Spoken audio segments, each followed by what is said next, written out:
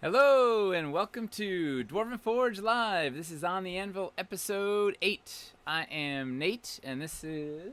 Macy, hi. Mace, sorry. You corrected me last week as well. You can be whoever you want to be. It's you. I'm getting into the routine of who I am. It's very hard. Well, you're an awesome you. Whatever Thanks. you want, whatever name you want to use, it's an awesome one. I love Mace. I'll go by Mace. I just keep saying the full one because I'm not lazy anymore. Yeah. This is not formal. You can just be All right, I'm just be Mace. Mace. So I'm Nate. Pleasure to have you all here. This is Mace. We've learned, and this is On the Anvil. This is the show where we talk about what happens behind the scenes at Dwarven Forge.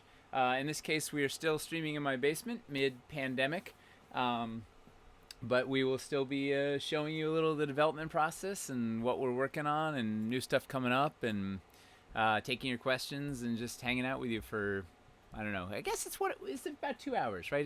We've kind of settled Yeah, it's into about 2 hours. 2 hours is kind of our target length for this thing. Every Wednesday, 2 hours of unbridled excitement and foam smithery and nonsense. So what do we have on the docket today? Oh, and Okay, wait, so thank you guys for joining us too. It's always a pleasure. We started streaming and within like 10 seconds, Finley Shards was already like in the just it's there already ready to here. go. Yeah, it's nice to have familiar faces here every week. Sorry. So what do we got? So I guess the first announcement is unfortunately our Tuesday stream has now been moved to Friday at 6 p.m. instead of 8 p.m. This It's this going to was be a the lot of one. fun. This is the one that was yesterday that we're Yes. talking about the past and the future. Or Oh, right. yeah. So we were going to have a painting stream with Aaron yesterday, and we had a lot of technical difficulties, but now we're going to have it this Friday, 2 days from now, at 6 p.m. Eastern time. So feel free to tune in. We're going to have a giveaway for that one as well. And then our On the Anvil is Well, we always, she's painting city, right? yeah, she's doing City Builder, specifically focusing on Tudor mostly, but she's doing the City Builder um, showing like how to paint that, and there's going to be a PDF also. So if you have unpainted City Builder, feel free to tune in and you know paint with us. Yeah, should be fun. Should be. And then On the Anvils every Wednesday at 7 p.m. Eastern Standard Time. Just a reminder, we also have Erin, the painter, who's painting on Friday, on your next episode next Wednesday. And Um, she's gonna be doing swamp banks. So we've adjusted the paint scheme on these guys. So she's going to be showing off the brand new paint scheme, the more swampy swamp scheme, as well as showing sort of the steps and techniques to execute it, and telling her life story. And I'll be throwing questions at her. It'll be very similar to when we had Nina on or Eli on or anybody. Just I don't know. It'll be fun hanging out, talking about painting and creativity and gaming, and I don't know. We could end up talking about cat whiskers or who knows what. yeah, it's all up in the air. It's always a wild card with On the Anvil. Um, And then probably the most exciting thing I think for a lot of people in the office is we've really been deprived of like having each other's company as well as playing games together. So we're really happy to finally have another Warple board game going up on Monday. Woo! In that game we have Nate, Nina, Casey, Tyler's the DM, and then we also I think have Selena in that one Yes, Selena, Nina, Casey, Chris, and I. and Chris. Yeah. Yeah. And so So what we're doing is, I mean, besides playing D&D, yay, we're gonna be playing in the world of Dwarven Forge, and what we're doing is, so we're gonna be doing these once a month at least, if not more, right? Once a month is what yeah, we're. yep. Tyler's running a game once a month, and then we may run more games. It's a little hard right now because once again, pandemic. But the idea is, down when things get cooking, Nina will run a game, Eli will run a game, I'll run a game, Selena, I don't know, who knows? Well, Toby's gonna run a game. Like anything could happen. But we're gonna have a collection of characters that are consistent. But there'll be, there's 10 people I think that are interested in playing something. So there'll be 10 different characters, and it'll be any combination of like kind of 5 of them on each adventure. And the adventures they're they're all one shots. It's sort of episodic, but they there'll be some through lines, some villains that'll come back, and some stuff that'll carry through. But each one will be self-contained. So if you don't want to, it's not like committing to watching 400 hours of content. You can just watch, you can just watch one, and it'll be a fun self-contained adventure. But there'll be some stuff that carries through. If you watch all of them, there'll be some consistency, and we'll start teasing some of the Wildlands stuff, and it's going to kind of lead us as a prequel into Wildlands. So Right. we'll see where that all goes. When that all goes, still not sure what all that timeline is. But this is gonna be the first of that adventure. And some of the characters from last time are back, and some are new. So Chris will be playing Freya again. Nina will be playing Chug again. I will be playing Selkin again with the wig and all. And Selena's playing a new character, and Casey's playing a new character. Toby's putting together a new character for the next one. It should be fun. Eli's got something crazy cooking. If he can ever get internet in Yeah. Vermont, he's gonna unleash. He's got yeah, fun. Oh, He and has a multi-classer with 3 different classes, which is insane. But like, that's classic Eli. He has a good backstory, and then he has to make it really elaborate within his character too. So, well, we were having a discussion about glycerin-based makeups this morning for, like, he's yeah. going, yeah. So everybody's gonna be in costume, and we're gonna. It should be fun. It should be immersive, theatrical nonsense D&D, Dwarven Forge style. Get rid of those lower thirds. So we got that. That's Monday. Monday night. What time is that starting? Like 7 I p.m. believe 7 p.m. Awesome. So I can't wait. It's gonna be fun. I don't know what Tyler I know, I'm has. excited. You guys make a really fun group too, and it's a little bit mixed up than before, but I don't know. I feel like we genuinely have a lot of good players, which like makes sense because it's a Dungeons Yeah. and Dragons heavy terrain company. So I don't know. It's gonna be fun. It's It's a lot it of excitement. it's The next announcement we have is that Wormwood, actually, somebody that we work a lot with and are very close with, we love is Wormwood. having a Kickstarter right now for dice. It's a little bit of a deviation from their normal Kickstarters, where they make I don't. They have really beautiful like dice trays and rolling boxes and stuff, and like they have a, I don't know if you're grabbing it now, but like a DM screen and Uh, everything. Oh I got no, an info. whoa, you have the Woo! coffin in the, yeah. They have really sweet Kickstarter options from before, Yeah. but now they're doing dice, and they have like something insane, like a tungsten metal dice that I don't even know how much it weighs, but it's very expensive, and they're almost at $1 million for Well, their it's gonna be Kickstarter. extra expensive because it's gonna just destroy your dice tray. You spend $100 on a dice tray and fifteen hundred Yeah. dollars on this tungsten die, and then it's gonna just shatter your dice tray. Like, I don't even Let know. alone the people that have a wormwood table, Oh like with yeah, that nice felt thing. your $15,000 prophecy table is gonna get destroyed with Yeah. one. Well, Yeah, I mean, you know, yeah. No, they have some some. people. They have some cool. But They have some cool dice, and some. They're doing dice out of wood, out of glass, out of um, gemstones, and then they have some. Was it resin? Whatever. What's the standard? Like the plastic. It's not I called think it was. resin. I think it was Polymer. resin based. Yeah.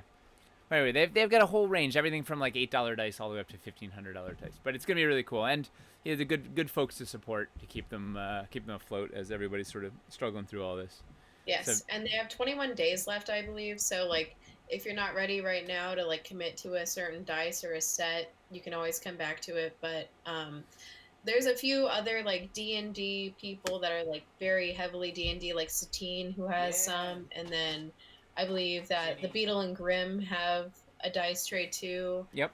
and then No, they have a Jenny has set. some too. So it's like, if you like, I don't know, have a certain fan base or want the design, I think they're called dice signers maybe for those Oh, ones, dice but signers. you can always back them and then show them, yeah, that you enjoy their product. But 21 days and they're almost at 1 million, which is awesome. It's And dynamite. I actually don't have any more updates for the beginning of the show. Um, Update. We have Hellscape is cooking along. Oh, We're currently on target for a big batch of sets to hit the water at the end of this month. which is awesome. Which means we'll have them in June, start shipping.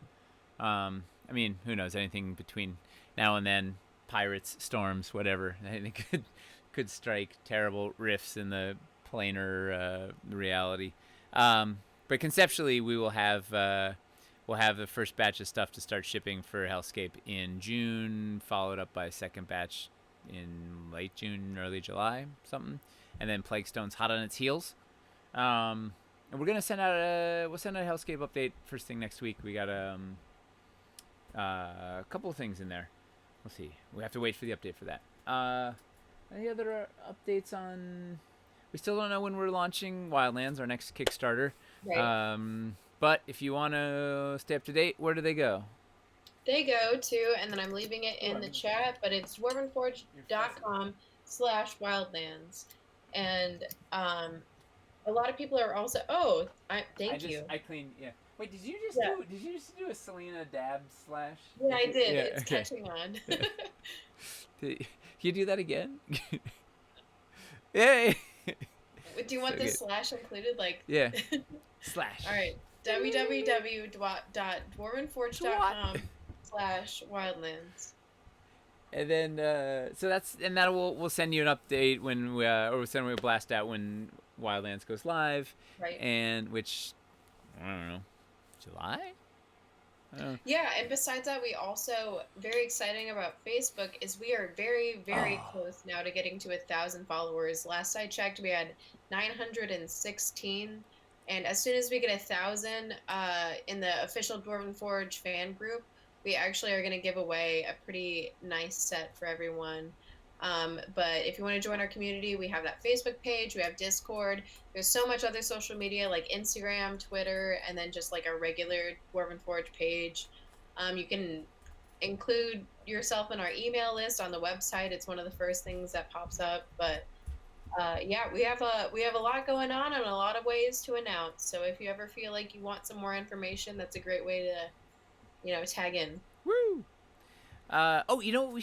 We have we're slowly and stealthily updating our website. We have a full overhaul, this crazy revamp, which has been like, I don't know, almost 2 years in the making at this point, which is gonna go live at some point in the next 3 to 6 months, maybe. I don't know. Hopefully before. Many people have also maybe caught certain pages with the updates too. Well, the resources page, which is new, tutorials is now resources, is just went up yesterday or something. Can you throw a link up there? I don't know if you have it, but it's it collects our Dwarven Quarterly newsletter and our builds of the month and our build guides and our free downloads and paint guides and the joy of Dwarven painting, kind of all of our resources, as the name implies, all in one place, so easy to find and download and watch and whatnot. So you can check that out.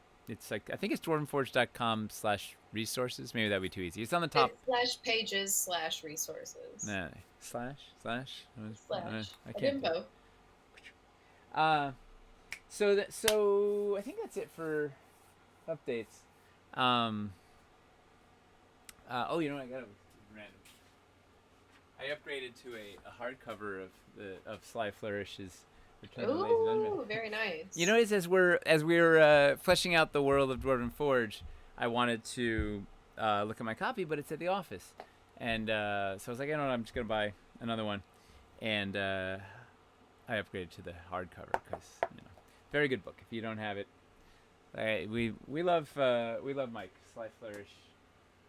It's good stuff. And very good development, DM, just, I don't know, lots of really useful tools in there, for me at least. Let's talk about tonight. So we're going to, we got two things going. Oh, I keep clapping in front of the mic, I'm sorry. I can't help it. I can't, sew and clap is a thing I just, Well, Chris actually said while he was editing some of the videos that he was taking offline, the clap helped him, like, resync the audio. So maybe it's just something people are gonna have to learn to like. They're gonna, it is what it is. So there's two things we're going over tonight, I think. So one is we're gonna look at waterfalls again. again. There's waterfalls. How long have the waterfalls been going on now? Like, I mean, more than a month because we oh did well, them right yeah, before we left the office. yeah. So It's an eternity. But what is time in pandemic world? yeah, I have no idea. I wish I could tell you, but I'm off the clock. So we're gonna look at the waterfalls right now, real quick, and then we're gonna look at encounter building, and sort of what goes into. Um, it's mostly targeted at what when we make an encounter for Kickstarters, but also some of it bleeds into making an encounter for your players on the table. So we'll look at that, and then we have a little surprise, little beans at the end of this end of the episode. I think, right? Is that anything else on that? That's it, right? Moon's No. Encounter and waterfalls. That's what I have as well. All right. So let's switch over to. Oh, and a fan build. Oh yeah. We'll look Okay, at that. yeah. Maybe we'll look at between waterfalls and whatever was the encounter building. All right. So let's Sure. go. Just as a way to kind of shout you guys out, we really appreciate when you do send in like photos of your builds or show us the kind of stuff you've been working on because we do learn like new geometry a piece can work with like almost every single build. It's insane what you guys can do. It's just inspiring, right? It's Yeah. just fun to see other people. Oh, you know what? Hang on. Okay. Can you hear my? I'm turning off the dehumidifier, as it creates an enormous amount of white noise. I forgot I Ah. had that thing on. See if that makes a difference. It'll catch up probably like now. All right. So, and if any of you guys saw the pre-roll, you can sort of see the process. I love the pre-roll. It's like the watching. So this week's was like it was about 10 hours of workshop time sped up into 10 minutes. And what I was saying to Mace before this thing started, I was like, man, it's 10 hours, time's a lot of time, but it's like I don't actually accomplish that much tangible. Like by the end of it, it's like I don't know. Like obviously, it's the work has to get done. And you get through it, but it's like it wasn't. I didn't like end up with like, oh wow, I have this crazy new awesome thing to show. In fact, it's quite the opposite. We'll get to that in a second. But anyway, if you saw the pre-roll, I was kind of playing with waterfalls. So I've been working on these waterfalls for what did you say? At least a month, change and whatever. So we had this cool design we were showing off last week, which everybody was excited about, sculpt team and whatever. So since then I put magnets in the bottom, and I embedded this one. I didn't seal up. I put some metal in the top so that we could do. They would kind of. I was worried that they were kind of fiddly and they would fall apart. So then they'll theoretically stick together better, whatever. So what I found starting to play. So I was playing with these things with in an actual build, right? So like in in the kind of out in the ether, just self-contained, like doing their own thing. Yeah, they can be cool, but it's like how do they work with everything else, particularly with the wildland stuff we're doing. So the problem I ran into.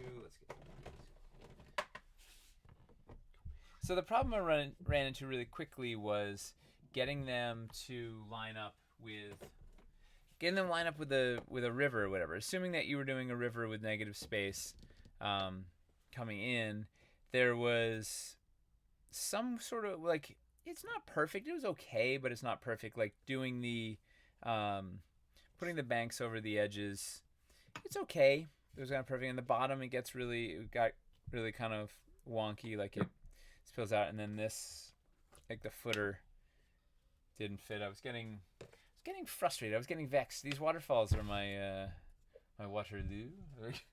Oh no. So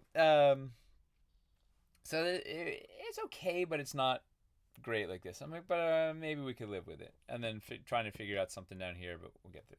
Then I had these other ones, so we did. I don't know. Did we show these last week? Did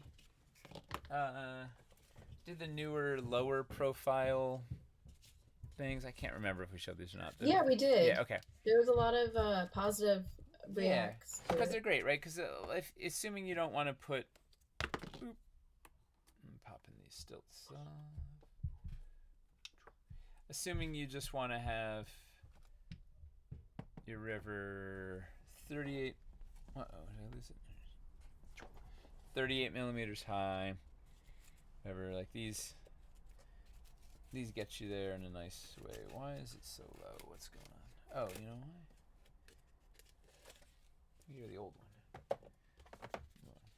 New and improved magnets.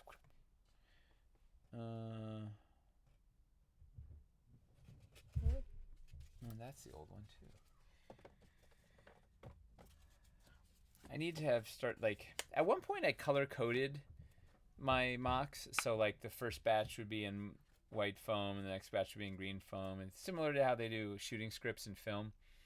Oh, Um, I also remember you having different like yeah, uh places and situations with different colors too. it just got too crazy to track, and it was yeah, it just and then you start putting everything together, and it's like this crazy rainbow bright world of like I've got a green mock with an orange mock with a white mock with a like it was just it was too much, and then it was also yeah, and then it was hard to know what the whole family was because this one might be white and this one would be blue and this one is red, but they're all in the same family even though because they were just different generations, and I don't know, Right. it didn't work. So now I theoretically should just put a number and Sharpie on the bottom, but I don't. So anyway, so this thing similar problem here with these guys is that there's these weird hard edges where it runs into the banks because essentially the banks are giving us a 3-inch entry point and these are giving us 4 inches, so we could theoretically do this and then like if we had a 1 incher whatever, but then of course everything's off center, but you could shift this by like a half an inch, but then your whole build is off by half an inch, which screws up your grid, and it's like it's a whole I don't know, it's a whole rigmarole. So I was really getting frustrated with these, and I started and it gets crazier if you start like if you try and do something larger than a 6-inch river and you're doing like a 9-inch waterfall, it gets even more wild.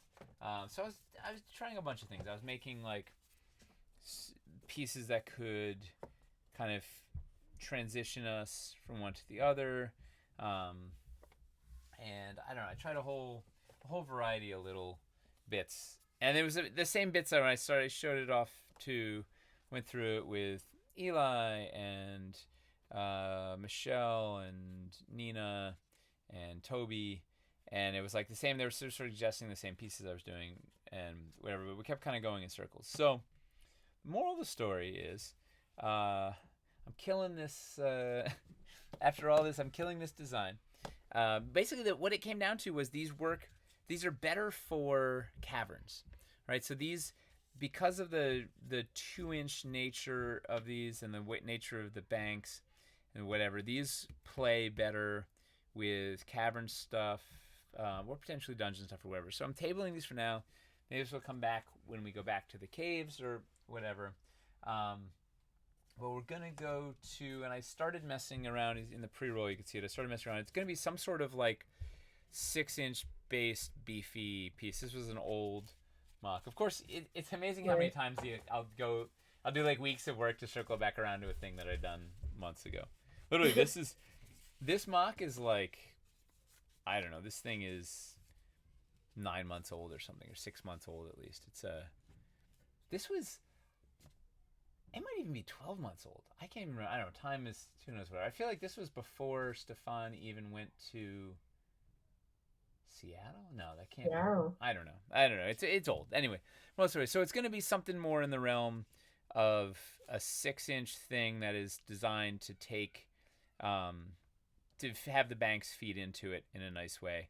And I don't know. To be continued. We'll look at it. We'll look at it next week. I'll have something to show on the new design. But I think the problem was modularity. So this was trying to do too many things and not actually the thing it was supposed to do well, right? It wasn't ultimately being a good wildlands waterfall. It wasn't being a good wilderness waterfall well. And counting it up, it's like to make like just a single. Oh, and I didn't even show you like this trying to do single, like a single one. Also another like yeah, there it was causing it was there's drama at every turn with this. The geometry on this thing was bonkers. So it took just to do like a single waterfall ended up being like 9 pieces or something. I don't know. It's like 1, 2, 3, 4, 5, 6, 7 of floor under there. 7 pieces just for this, plus banks and stuff to dress it and whatever. Although maybe you wouldn't skip banks, whatever. But it was just like it's so many pieces to do one thing. Where, like, I don't know. You just want to slap a waterfall down and build your thing and move on your way.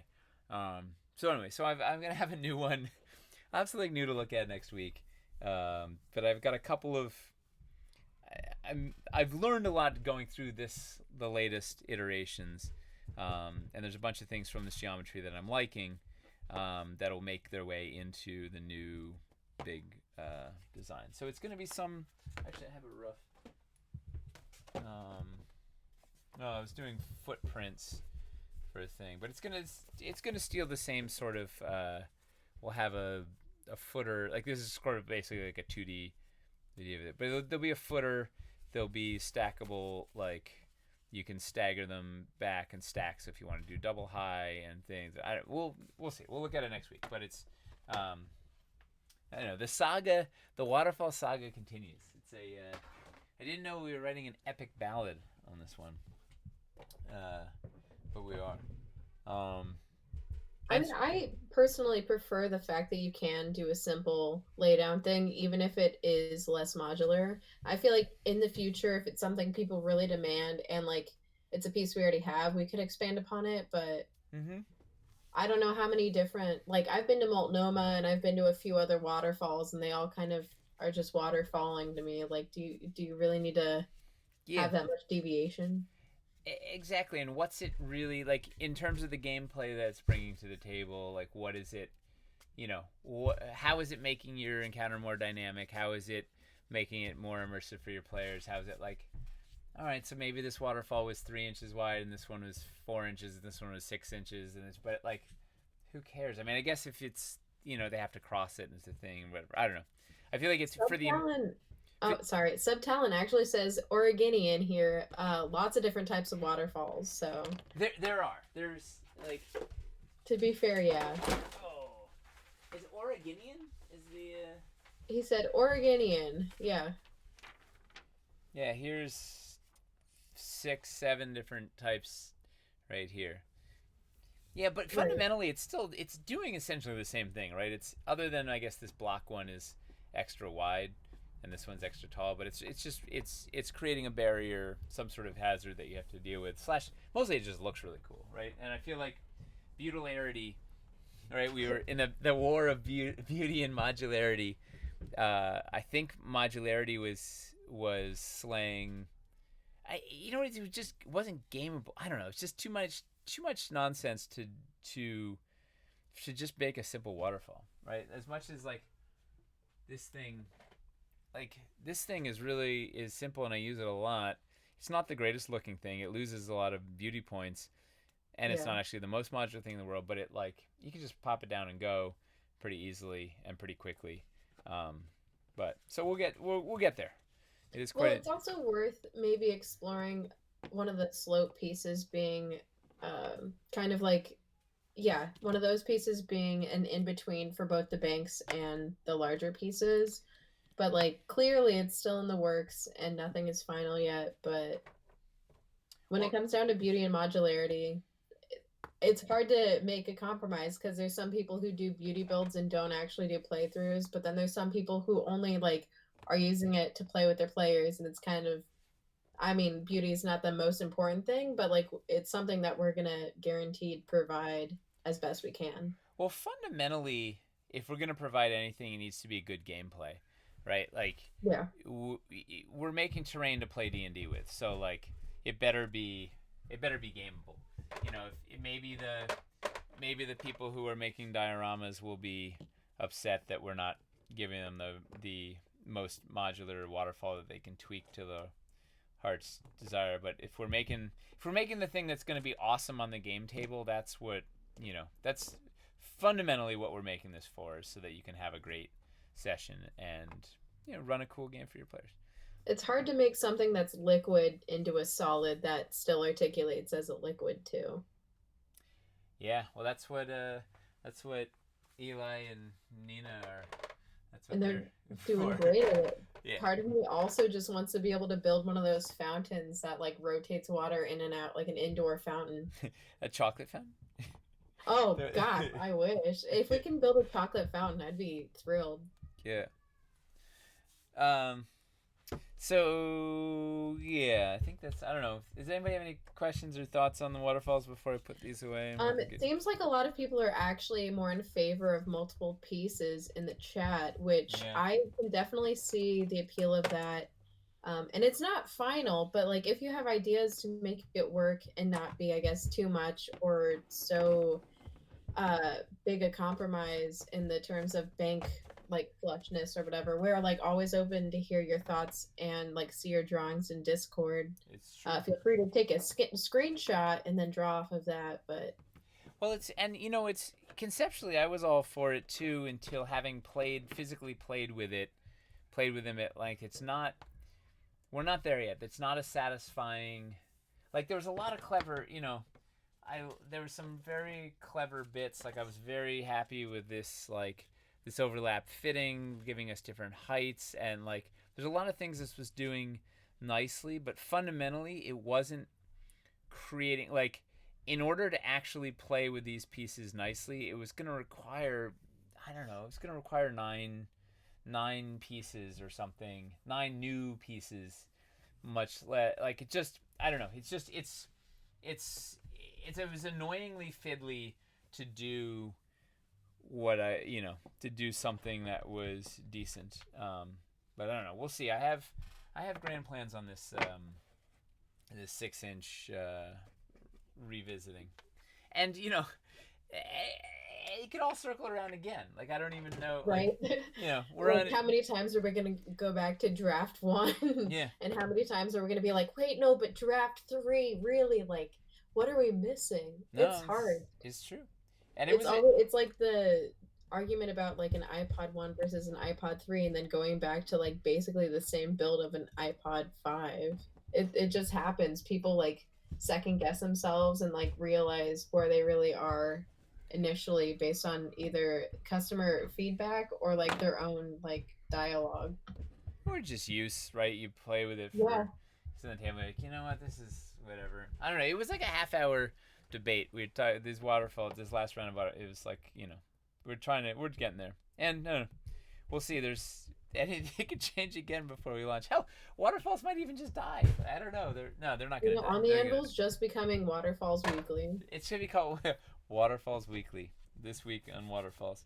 Um, I don't know. Any questions about waterfalls before we take them apart? Um, hmm. Would be nice to pick up a terrain tray and have a cave behind the waterfall, the Romancing the Stone campaign. Yes, agree. Um, and that may be in this next version. We'll see. It might be something that could be in this next version. I had thoughts. It was it's kind of harkening back to my original mock, which actually that was the one that was pretty stiff on. Where did that go? This thing. Oh.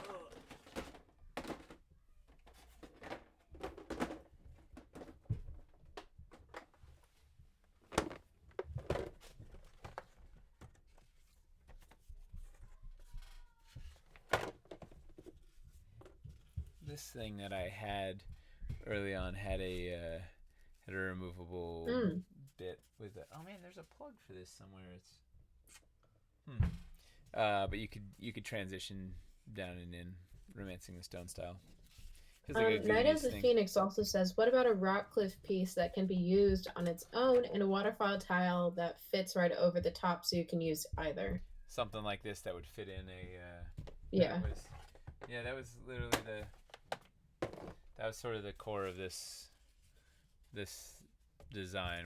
It was like a multi-part thing that you could do other bits with. Yep. Yeah, you guys, your brains are in the right place. It's all. Yes, we're exploring the right zone. I don't know. We will get there. The waterfall legacy continues. And it Chris says, what about two or three that have different widths with transition pieces to handle the different size rivers? potential. Well, Yeah, that's an interesting idea.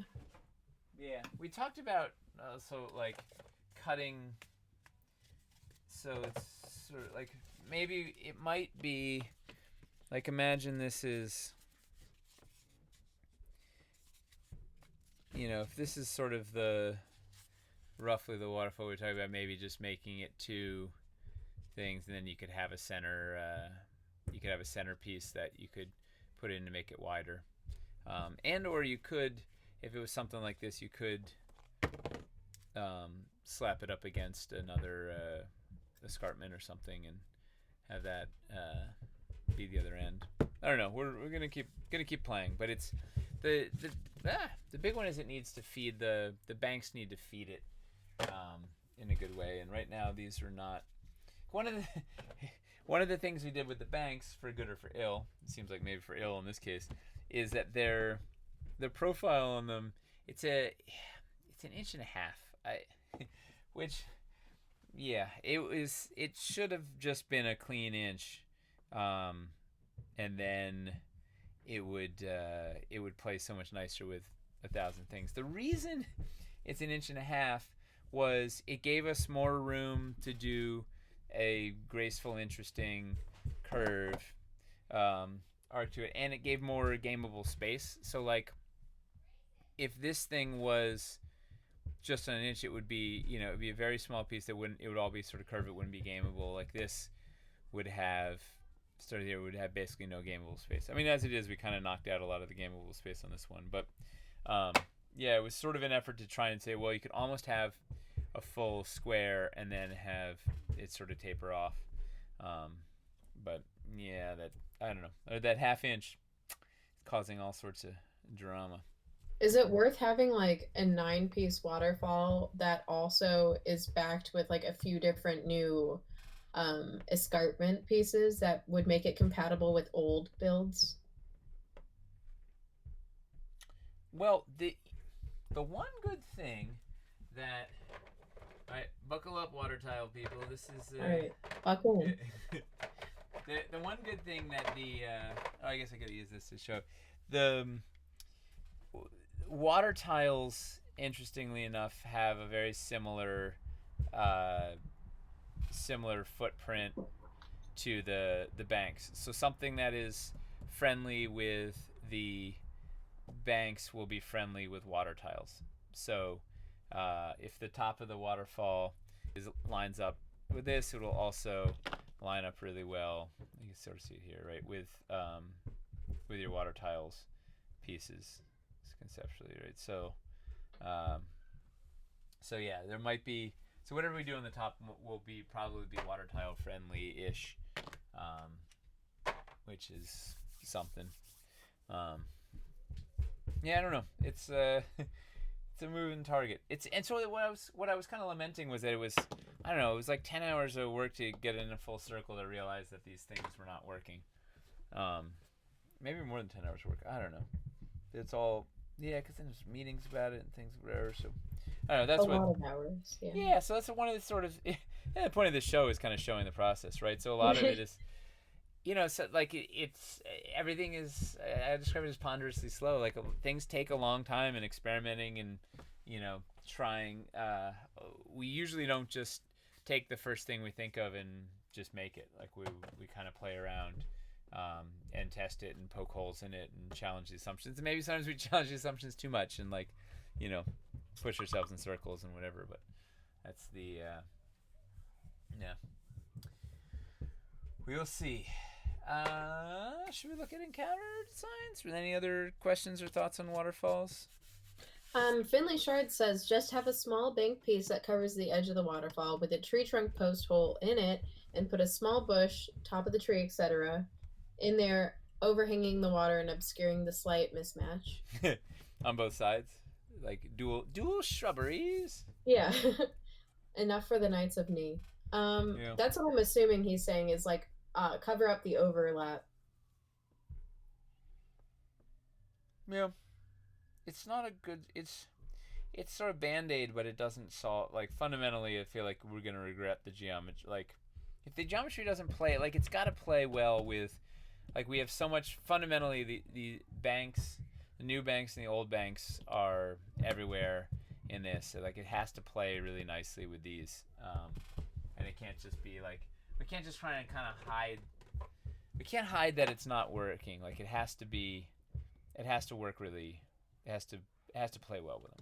So we'll get there.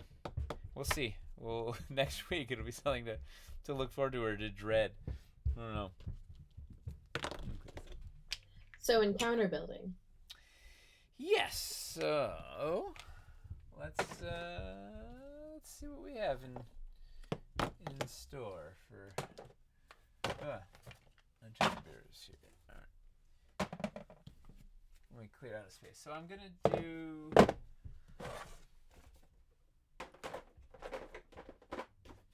I'm getting better. Things are getting homes in here. People have also made note of that too, where it's like Nate's not looking for things; he knows where things are. I'm getting there. Where He's it's whipping them out. every day that I spend down here in the submarine is more. I'm chipping away at creating order into the chaos. Little by. Ooh, so Rabbit Burner in the chat already has a question. I think he submitted one before, but he also asked it again in the chat. He would like to know, before we even start this whole encounter part of it, Yeah. does the encounter drive the sculpts, or do the sculpts drive the encounter? This is good questions. Ooh. Hold that thought, Mr. Rabbit. Okay. Although probably not too late because it's very late for him, right? It's like. Right. Yeah. All right. So, the. All right. So for anybody that's new to Dwarven Forge, we have done previously in Dwarven Forge Kickstarters. The last three Kickstarters we've done encounters, which are essentially pre-built rooms. Something that you would. By the way, I've been loving these current overlays. I'm using these things like all the time now. Like, There's been a lot of compliments on it in the chat too. Yeah, they're fun. The combination of gloss and the textures and whatever. So I have 4 curves doing this thing. I'm gonna make it. So anyway, so we in the olden days we'd sell like a box of pieces, right? It was just like, here's a whole bunch of walls, or it's walls, corners, and doors. The dungeon one was, the core dungeon set was like, okay, that was enough to build, and then beyond that it was just kind of like a hodgepodge of pieces. And we in Dungeon and Doom we transitioned to selling sets that were like, these are encounters. This is like everything you need to build like a cool encounter, and it showed people like the potential of what you could do. And here's one way to tackle this, and each was a different archetype and a theme and whatever. And people responded pretty well, and it was a sort of good shorthand showing people how to use this stuff. It's like Legos, right? Most of the Lego sets aren't just a bucket of bricks. It's like you're gonna make the Galaxy Explorer or a moon buggy or whatever. Did anybody else have the Galaxy Explorer? That was my first Lego set when I was I don't know, was I 6 or something? And it like changed my mind. Changed my life, blew my mind and changed my life. That's why I'm here. Like, it was something like modular. I could build anything. It was like the coolest thing. It was like a spaceship. You should look it up. It was like the coolest Lego set ever. It was one of the early old school.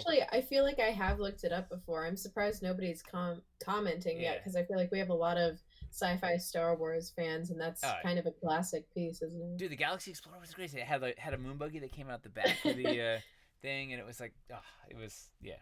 Should I post a link for everyone to an eBay kind of thing? They even like remastered the set like, I don't know, 10 or 15 or 20 years ago or something. Like, it was like such a popular, they like did they remade it again or whatever. The original Galaxy Explorer from probably like, I don't know, 1982 or something. Yeah, it was. Forrest Dale says he had the set. Yeah, he did.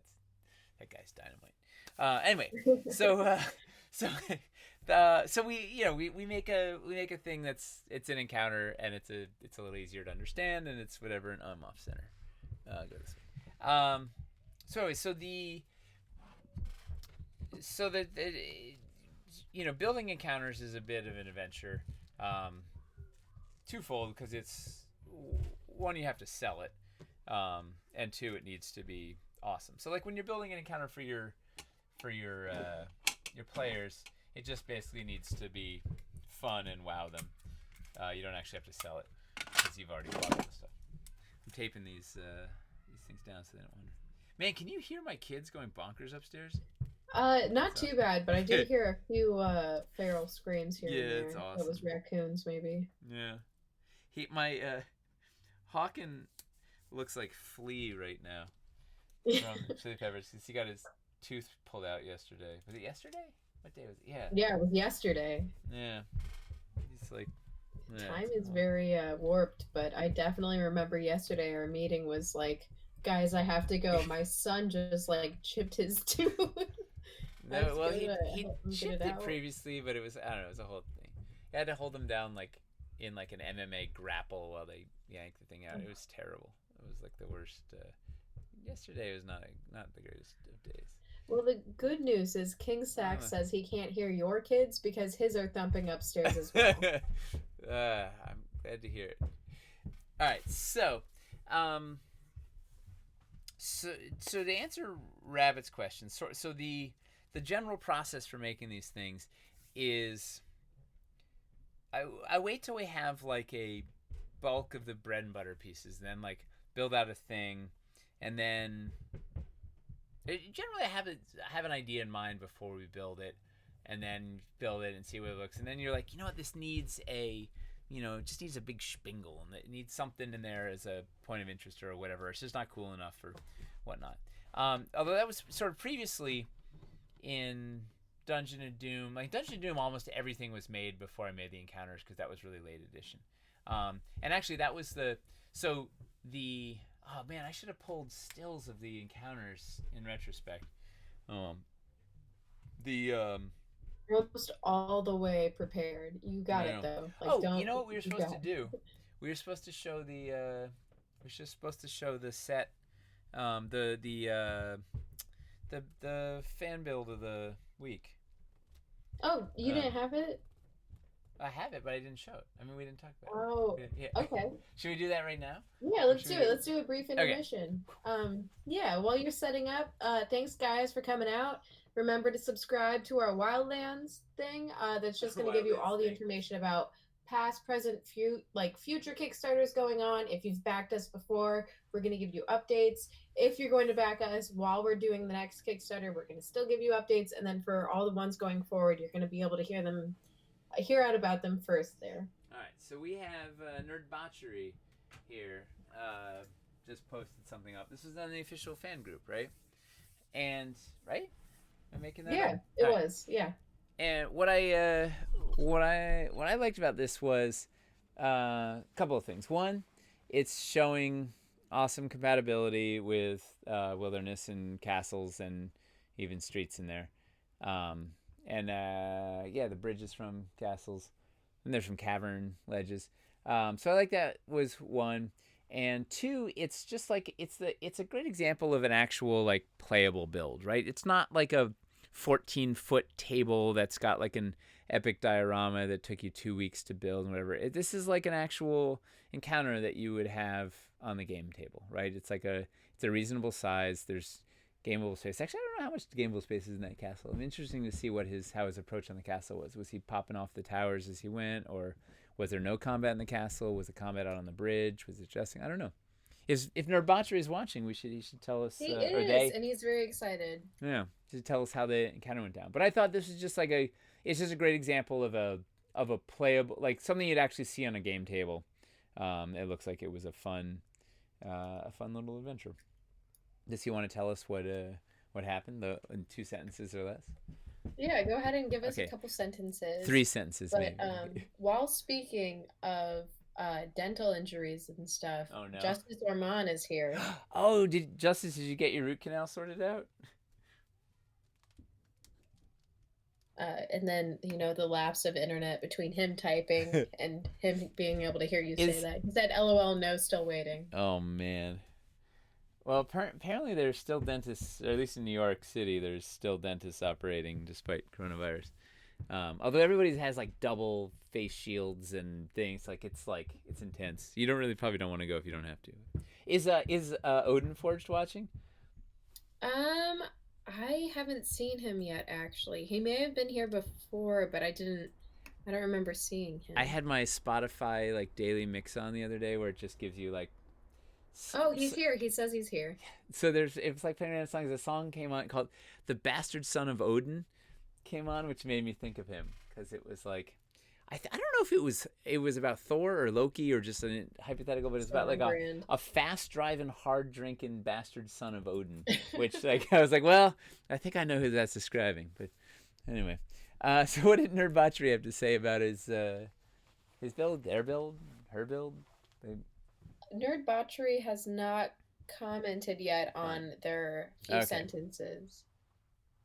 All right. Well, we'll come back to the Nerd Botchery. And we'll go back to where are we? Triple cam. No, I want to close the right. That one. Let's just okay. So back to Encounter World here. So maybe I'll go. All right. So Dungeon of Doom.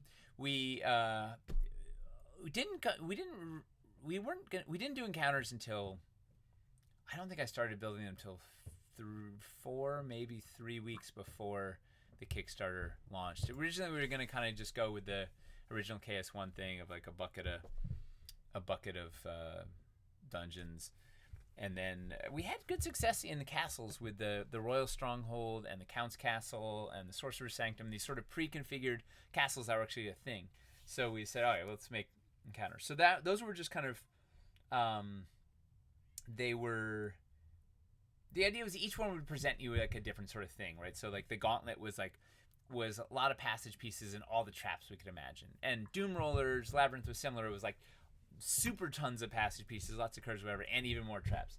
And then like stuff like the Gorgon Tears introduced elevation, and sort of as you went, they got bigger and more complicated and more stuff. The Zaltars was supposed to be like a bunch of fun new pieces that would play really well with your Kickstarter one, and then but beyond that there wasn't too much cohesion slash there was some stuff like it was hard to get. Some of the things were like gated behind these sets or like it was I don't know, it wasn't the ideal layout, but the encounter model we enjoyed it.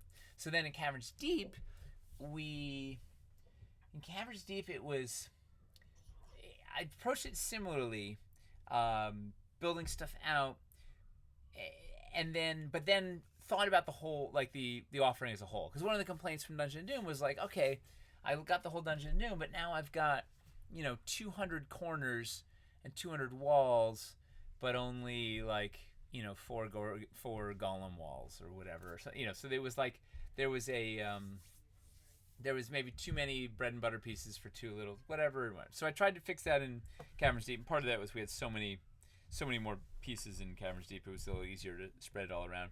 But that was where, we started doing subsets in there. Right, there were each of the encounters was made up of smaller boxes, so you could just get the adventure stuff or the core stuff or some of the recurring sets. So we had sets that would like the rising walls or the stalagmites. We're like, well, what's a cool collection of stalagmites, and then we'll just use that same batch of stalagmites multiple times through there.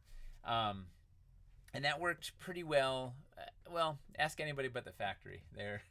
They don't. It was too hard to fulfill. There was too many options and too many things from the pack out and whatever. But I think the selection and whatnot worked pretty well. And then Hellscape, it was kind of the same, but that was so much more manageable because it was only 3 encounters. Whatever. So the challenge for building these encounters, it's a double whammy. So there's like the artistic challenge and then there's the business challenge. So the artistic challenge is, are you making something like, is it worth, first of all, and this is if you're gonna like playing at home, you want to set up a thing, you don't need to build every encounter, right? And it's probably not feasible to build every encounter that your players, I mean, it depends, if you're doing a classic dungeon or something, you could or whatever, but like the first question to ask yourself is, do I need terrain for this encounter? right? Is this a play? Is this encounter something that is going to be enhanced by the terrain? And often that is like, if there's not going to be tactical combat, chances are you might not need to build it. If it's a short encounter, you probably don't need to build it because you're gonna, it bogs. As soon as you throw the terrain down, the people are like, oh, they get their swords out and they're ready. They're like, oh, this is gonna be like a thing. I got, that like it forces the fight and sort of thing, and I don't know, whatever. So like you want to make sure is this something that actually makes sense to have terrain out for? Is if it is, what's the purpose, right? Why are we building this thing out? What's the challenge it's gonna present to my players? Because that's the big one. Is like, is it, how do I? So if I've decided, okay, I want to do it with terrain, I want to do this thing, like how am I, what am I going to present them? Why is this hazard, or how is this going to affect the dynamics of the combat, right? So that's the big one, is like, is the terrain going to make it? Is this going to be a dynamic in combat, and how can I make it more dynamic? Like, what are the things I can do instead of just a big square boring room with nothing in it? I'm going to put a bridge with lava under it, or a crazy pedestal, or things that are shooting up from the walls, or any, difficult terrain everywhere, or what, interesting pillars that are breaking up line of sight and giving cover, or, anything that can suddenly make it more interesting, and particularly with 3D stuff, when you put, you start throwing elevation levels up there, you pop this thing out, and suddenly suddenly the players are like out looking around at different, they're trying to figure out that what's their angle of attack, what's the line of sight, how does this, how can I use this to my advantage? Or as a DM, you can be like, oh, how can I spring some surprises on them? Oh, it's the Siren Rock. Like, it has so many uses. Also, Nerd Botchery also got back to us just What's now. what happened? Tell us the tale, They Nerdbotchery. say I used one red hollow set as well as some castle pieces. I didn't really say how much just used what was couldn't really say how much was used, just what I had in the box. Yeah. I got the idea originally from a picture I saw of Camelot. And what happened in the game? That was the.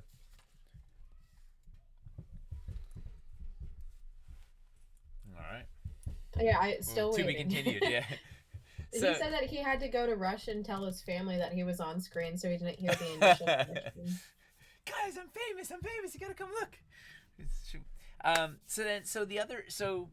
So once if I figure out kind of what the purpose is, kind of what the challenges and the dynamics are, the other thing I'm thinking about when I'm building an encounter, and this is both for playing a game and for selling encounters, what are the like what's the emotion of this thing? What are the adjectives? What do I want it to evoke? What do I want to feel like? Is it claustrophobic? Is it wide open? Is it a place? Is it repulsive hag's lair? Is it what I ideally you can kind of make the players feel something based on how you've arranged the thing. Maybe it's this ridiculous throne room that just makes them maybe a little more hesitant to attack the king, or maybe they're like, man, this is a great place. I got tons of room to move around and Speaking kill this of man at arms. Camelot, Nerd Botchery says he has not played it yet. He's working on it for after quarantine, so Nice.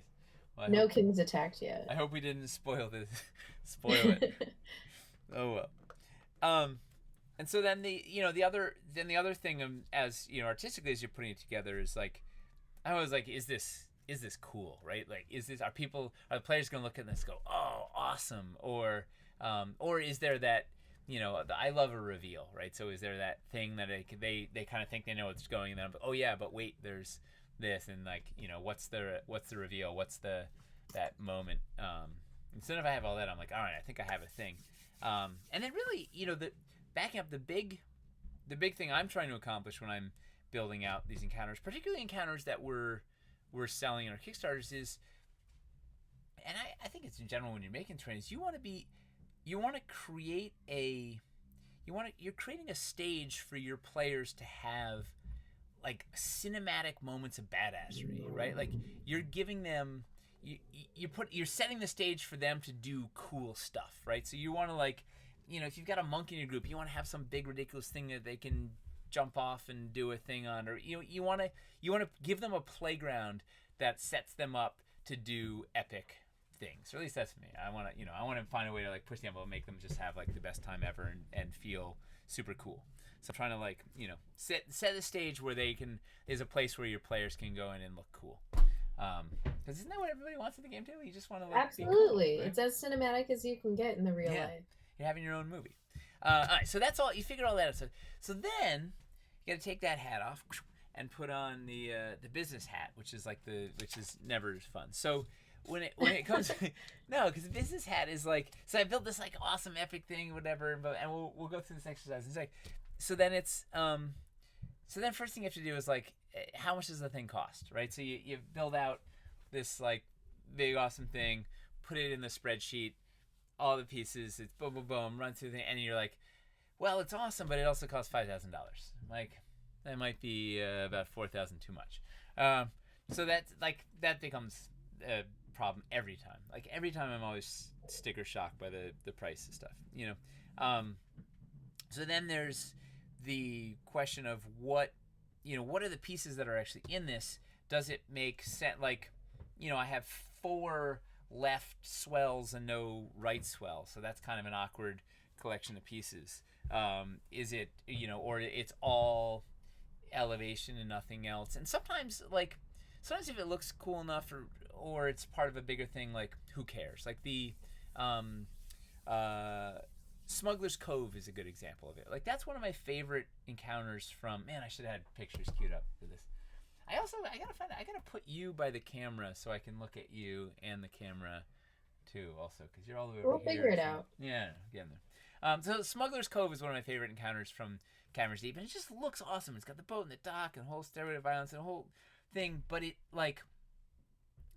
doesn't build a lot of other things. It's an awkward collection of pieces, and I left it because A, it looked awesome, and B, as part of a whole, it had a lot of nice, like, it played well with Savage Gorge, which is before it. Like, together those kind of have a pretty good collection of pieces. One has the bottom of Stairway to Violence, the other has the top. They have a nice collection of train trays and trifectas and whatnot. But it was like, that one's not a great, like, what else does it build? They're like, not that much. And sometimes it's okay. Like, something like the Acid Bath from Dungeon of Doom was a negative space elevation build. It doesn't really build a lot because the whole floor is acid, but it's got passage walls and all these elevation bits. It was like really useful pieces with the previous 5 encounters in there, because there weren't a ton of passage pieces and there were no other elevation pieces. So it kind of, in conjunction with all that, it worked as a whole. So that's the other. So you have to think about what else can it build. What's in the whole offer, right? If you're, like Caverns Deep, I had this whole thing together, and Toby went through a thing. He's like, dude, you've got, 10 of the right rising wall, but only 1 of the left rising wall, or whatever. Like, he would find these like inconsistencies on the whole. If someone's gonna plunk down $3 or $4 grand or whatever it was, like, you've got to give them a good, assortment and collection of pieces. So we went through, like with Caverns Deep in particular, we went through and really worked on like, what's the whole, that whole offer. Does it have a good array? Whatever. That was one of the problems with Dungeon of Doom. It was missing a couple. The full Dungeon of Doom was missing a couple of the pieces because, like, I don't know. It was a whole thing. So then there's also, it's still in business hat world, multiples. Like, are there multiples of pieces? Like, for us, we need to sell multiples of stuff. Like, selling one of a thing is no good. We need to sell 2 or 6 or 12 of a thing, because the more castings we can get, the more affordable it is. I mean, we have to hit our minimums, right? Like, we have got to make, some of these things are really hard to hit our minimums on. So we want all of our casting numbers to go up. So you want to think about multiples. And that's when you're designing a piece, you're thinking about, is this a thing that people would want in multiples? And if the answer is no, then it needs to be really cool to make it worth it. Or you're like, well, do people need more than one Sassul? No, but she was cool, especially the gag. We had the idol that was inert and the idol that was animated, or the animated Sassul. I'm like, all right, that was like, that gag was worth it and it was cool, but we take a hit on that piece. Like, that one, it never pays for itself because we don't make enough of them. But it's worth doing a Sassul because the rest of her shrine, there's 8 corners in there and 4 in the previous room, whatever. So there's 12. So people, so you make 12,000 corners, and that's okay.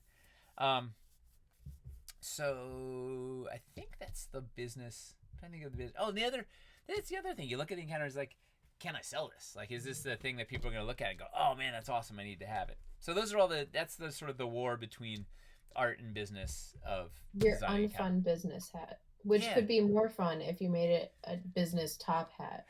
if I put a feather, like a big peacock Yeah, feather, yeah. like, yeah, I Just could. trick that hat out. Yeah, no, it's a tough because here's the thing: is like the business hat's real. Like if if we just made something that was all art and dropped it on Kickstarter, who knows if it like, that could go up in flames. Like you really have to think about trying to, trying to survive as a company as well as making stuff that you're excited and proud of and whatever. All right, so let's it's enough talking. Let's play with some toys. So we're gonna build an encounter, with some sort of circular water thing here because we got it here. And let's get some back. So this is Oh, shout out to Chuck from the chat. Chuck from the chat. Chuck, our worker, somebody from the Chuck, our chat worker. shouted him out. AJC and Z86. Chuck McGriff. Yeah, Chuck's the man. He's our Look at boy. this. Yeah. Woo! This is for the forums. Here you get a screenshot of that. For Packrat can get like. Ah!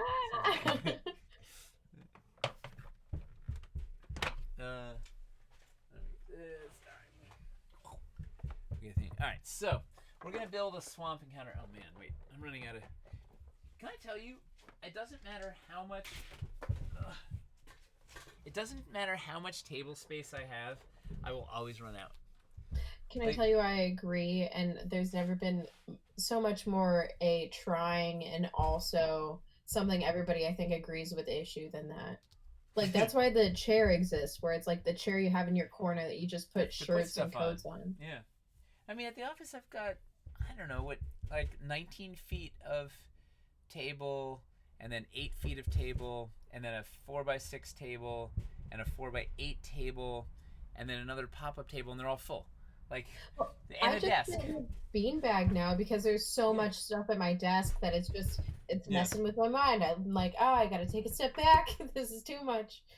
So let's build a hypothetical encounter here. We're gonna make a the players are gonna come in here, and there's gonna be something to do here. Boom. Maybe the chat can throw out some crazy ideas of what's happening in the thing. They don't have to be crazy. Oh, speaking of which, did anybody watch the build of the month? I did. Let's see who you don't count.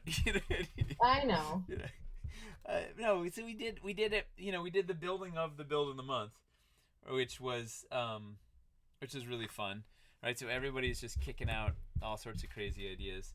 Alpha Stream 1 says they did and they loved it. So does Finley Shards. That's Teos. What's up?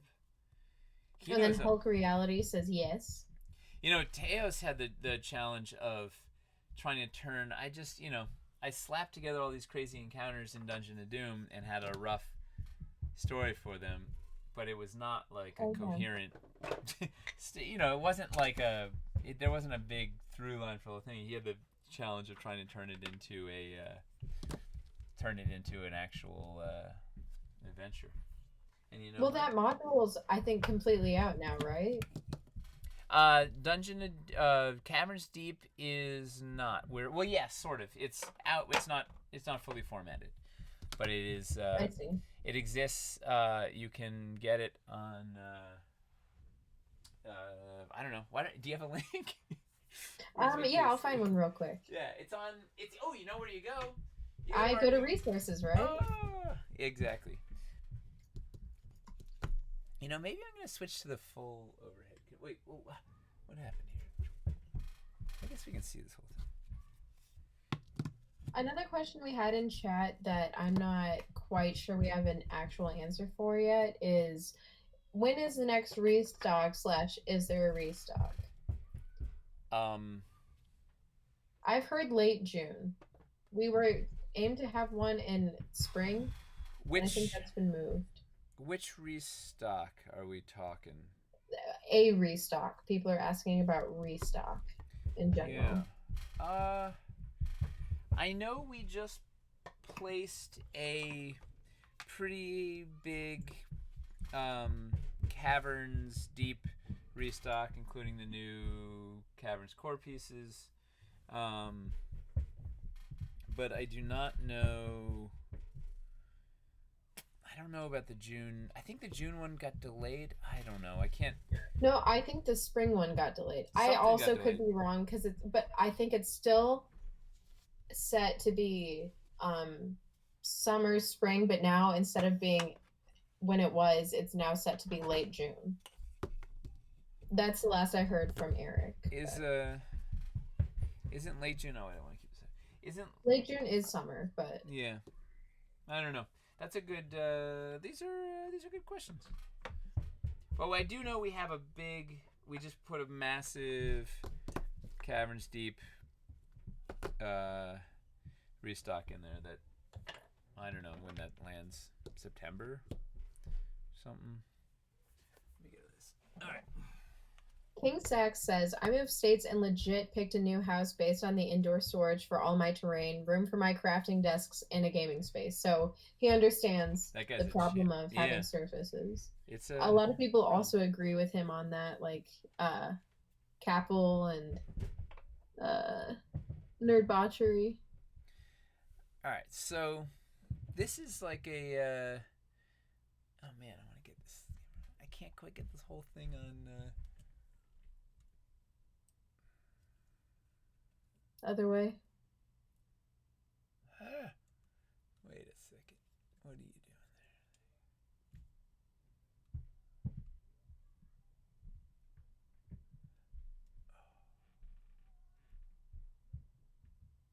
there? Pretty good. All right. So this is like. So this is. Okay. This is like would be a fine wilderness counter. It's a 2 foot by 2 foot area. A lot of it's negative space. So for business hat, you're kind of excited. We'd need like a thing. You know, we want something in the middle, right? So like we could throw a thing there. We want to probably dress it up. Boom. Put like a poison bloom on there. Of course, we probably need a boat because I don't know, boat. Um, throw a little bit of clutter. I'm just like boom, boom, boom, boom, boom. I need some bits and maybe a couple of lumps. Let's put it. And of course, we don't have any trees in here, but whatever. We're playing make believe. All right. So then, so if we so let's say like all right, we sketch out on counter. It's feeling good, kind of excited about it. Then we got to go to like business hat mode and look at this thing. Okay, we've got one swell left. I think I've shown this right. How you know the difference between right and left. So this is a swell left because it swells up to the left. So like the energy goes up to the which way are this? Yeah, it's the left, right? Yeah, backwards. Right, versus this is swell right because it's swelling to the right, which is my left, Right. but it's I right. forget the swell and the curve also. You had this whole like you showed me by like what you So, bump into kind of thing. well, I was trying to like I felt like people were getting confused by convex and concave, Yeah, so absolutely. so I was like, okay, we'll do corners and curves, and the concept between a curve is a concave, and a corner is convex because you can run into a corner. So like this would be a corner because it sticks out, right? So you could like run into it. Ow! You'd hit your hit your side on it. Versus Okay. the concave, this would be See, a I still can't tell the curve. difference between those, but I can This would be a tell the difference curve because between it's going convex in. and concave. Yeah, I'm going back to convex and concave because it just Okay. confused everybody even more. I was trying, naming is something that goes, the office. I don't know. I because we have these working names for stuff, and sometimes it never evolves or it does or whatever, and sometimes the names are things are just all over the place, like the inside outside standing wall, which I think eventually got changed I don't know, but yeah. Anyway, so we're looking at this. We've got 2 swell lefts and no swell right. So that's already kind of uh, a weird collection of pieces to give somebody, because you really want one right and one left. Um, and then we've got, let's see what we've got. One curve or concave corner. We've got 1, 2, 3 little ones. Might be better to have 2 little ones and 2 large ones. Although we have 1 diagonal.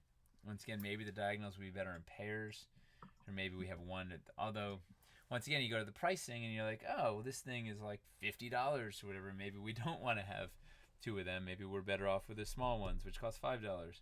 Um, we've got, what's it, 1, 2, 2 short straights, which feels pretty good. 2 landing straights. 2 regular straights. So that's pretty good. Those line up is pretty good. We have 1 outside, 1, what do they call it? Quarters. It's a convex Yes. corner. Cave is in. Yeah. I don't know how to cave think is of like a out, cave. but It's like, yeah, concave. Well, vex is it vexes you. It's confusing. What is this one? You know.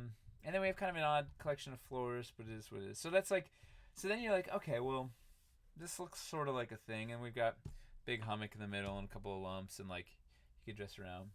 So the challenge is like, does this composition work? Oh, and then you're like at the pricing. When I found out the pricing on this boat, I was like, what? You got, like, because it's expensive, right? It's like, I don't know, it's $50 or $60 for the boat all in with all the oars and the thing and the whatever, and it's like a lot. I mean, it's cool because it's modular and whatever, but so then you get pricing, you're like, well, I guess they don't need a boat, and you're like, well, new thing. So we need to work in a left. We'd have to work in the other swell somewhere, which then knocks this thing out. And now we need another short, but then we're gonna have an odd number of shorts. So then maybe we have to build this out. Like, now I also have a lot of floors, but I guess that's okay.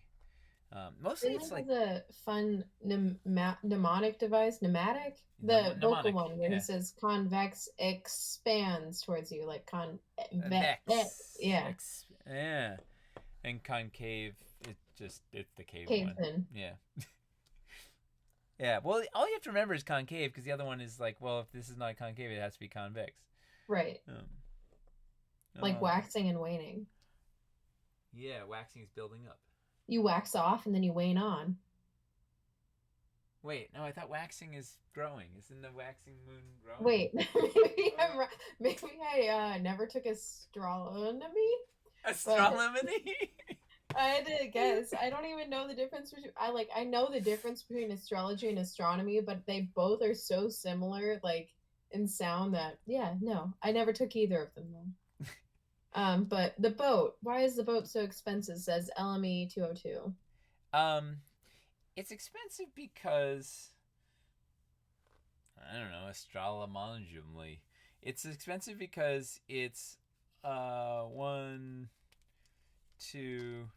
So it's 6 pole accessories. It's a prow. It's right. It's cool dragon prow. It's a tiller.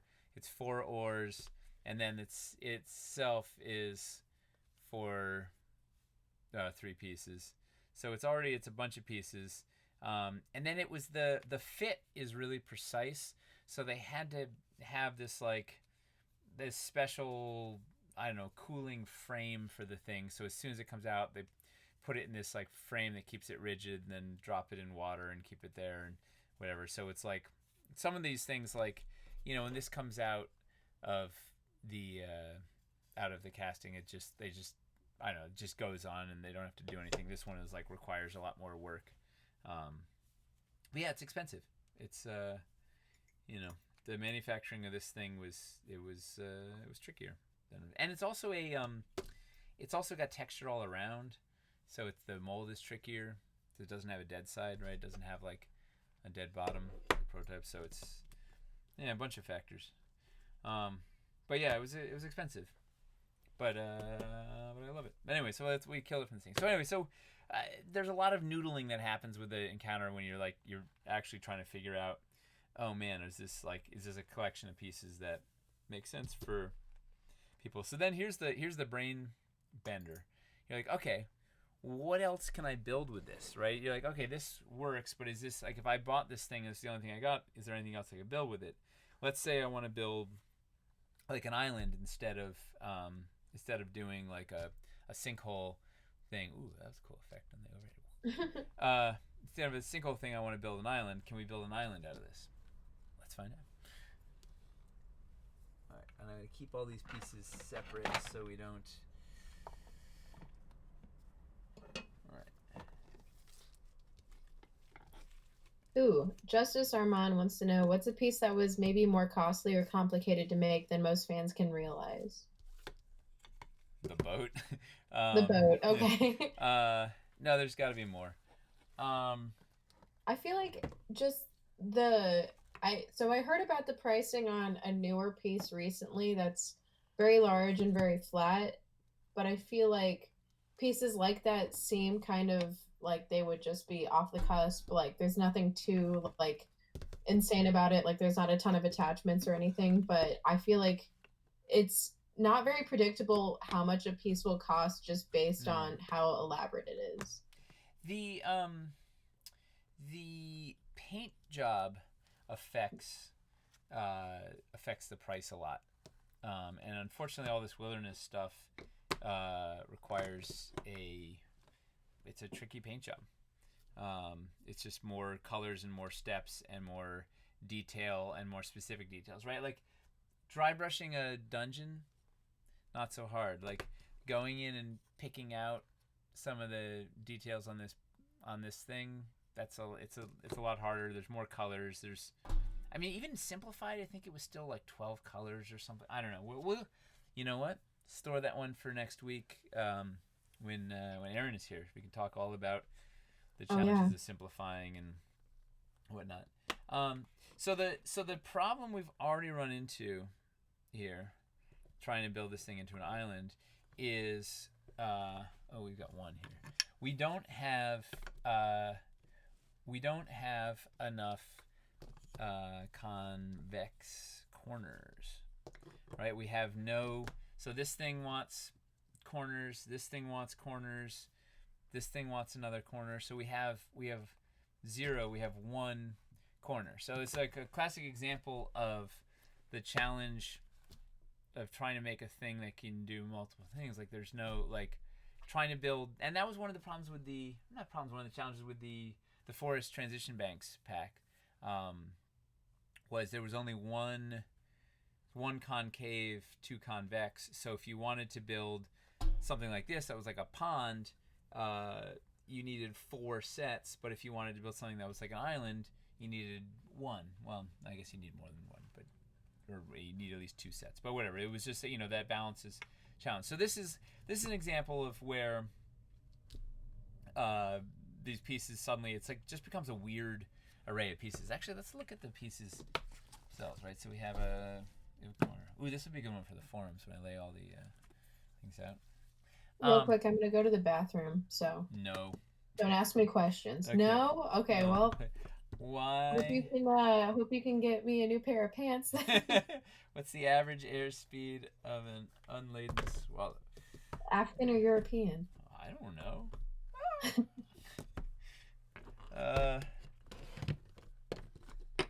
Airspeed, velocity. All right, so we've got. Yeah, see, this is a weird collection of pieces. All right.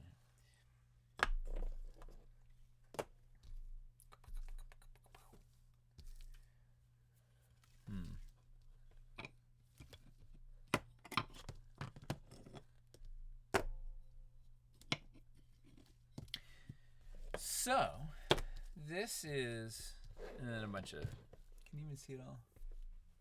No. So you'd probably want to kill one of these. And that's the other thing is then you can do the reverse approach, which is you try and make an arbitrary collection of pieces and then build from that, which is always a challenge. So this leads me to Oh, please stand by. I just ripped the mic stand off the table. Oh man.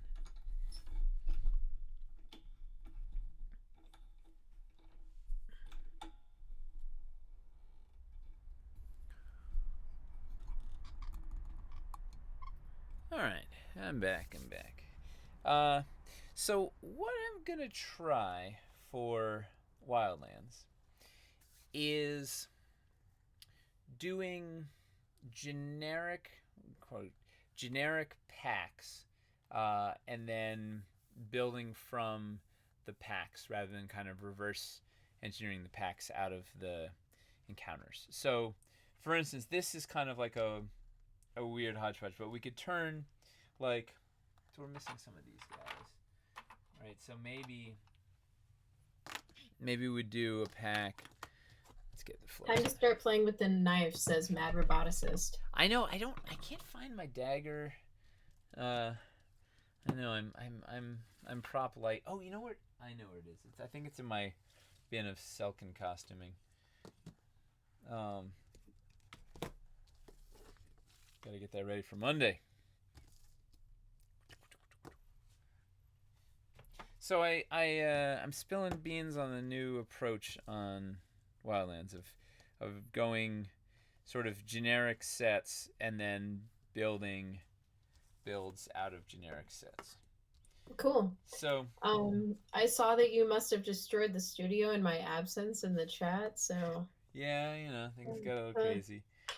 But I was even impressed with what you could do on the table, having laid down one set and then quickly shifted to a different, bigger island without the surrounding kind of banks and stuff. So, well, I'm glad. seeing what a few standard sets can do is going to be impressive too. Yeah, I think we will. I think we will be able to. I think we will be able to give people options, right? That's what it's all about, is like giving you guys options, because I don't know, different people are looking for different,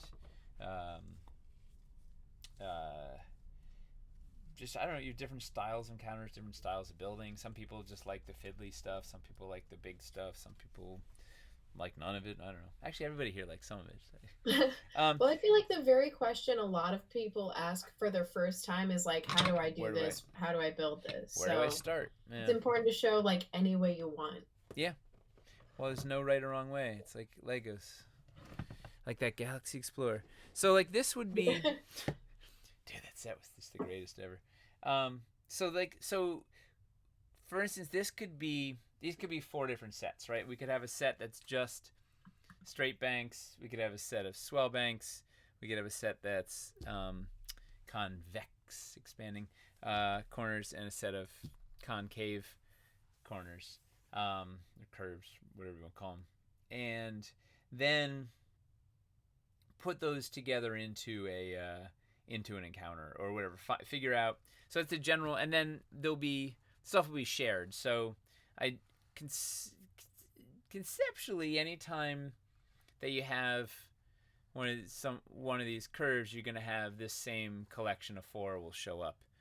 So we'll just have that same pack. Basically, the goal is to try and minimize the number of packs that we have to make for the factory, instead of, I don't know, Caverns Deep was outrageous, right? It was like 120 different packs, painted and then unpainted, which doubles everything, and then alternate paint schemes, which it was just like, it was too many. So gonna kind of have just have standard sets of packs, which obviously you can buy alone, or there'll be bundles that have the whole thing together or whatnot. So that's kind of that's the current approach, to give you guys maximum versatility and usability, right? I don't want to give you an encounter that has a whole bunch of pieces that don't play super nice together.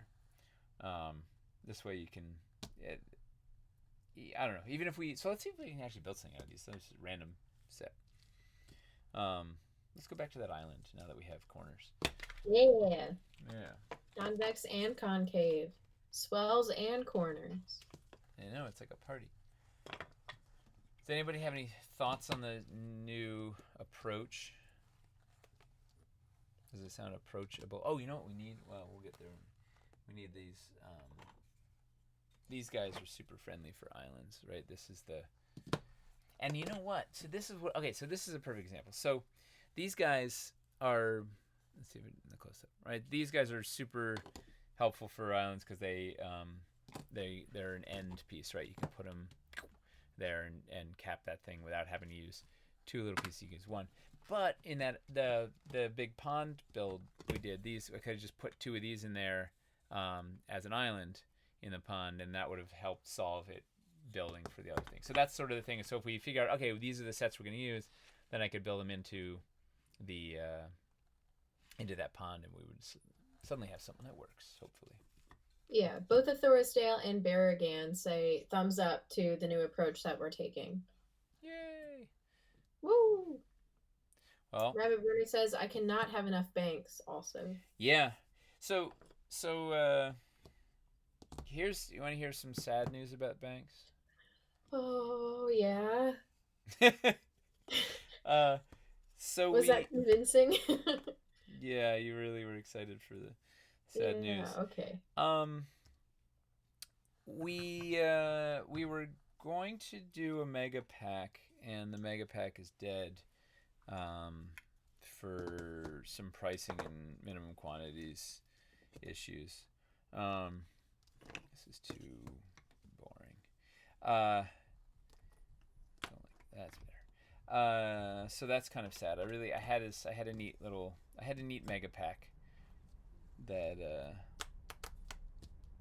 I was excited for, but you know, we've reconfigured the regular Banks pack so that it'll have one more short straight and one more concave. So Mm.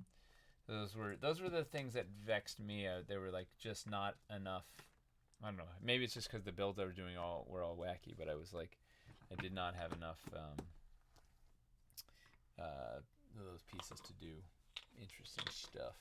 Well, what's one of the big challenges also of working with a huge plane of like you have the entire scape of wildlands, so surely you have to like cut back in a lot of corners, but then also make a lot of different pieces work together to make an encounter that's not the mega pack, but like your variations of like here's a small one, here's like a medium sized one, and then go Ooh, from there.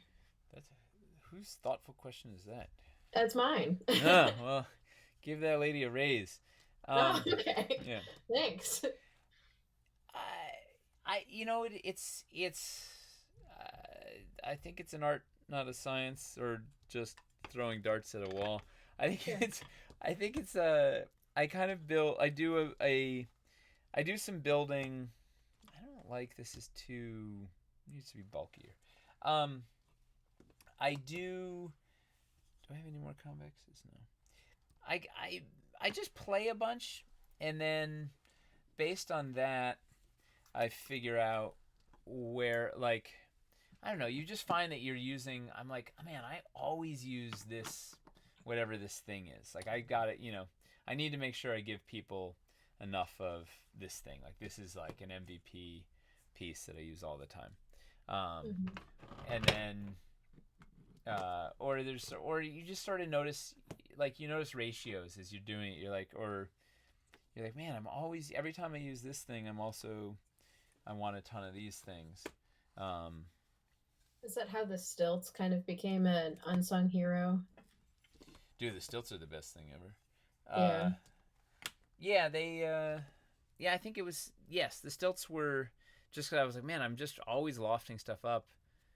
That's actually how they originally came. I was like, there's got to be a better way to get things up. I was just shoving elevation blocks under terrain trays over and over again. I'm like, wait, this doesn't make sense because these things were expensive, and I thought we could make a cheaper, easier magnetic version. Turns That's out, still compatible and like yeah, work with the build. Yeah. yeah, No, I love not banks, elevation blocks or stilts. That's what they're all called. all Yeah, of yeah, them, yeah. the whole family. I love all of them. They're all great. Yeah, None of them are on the bench. nope.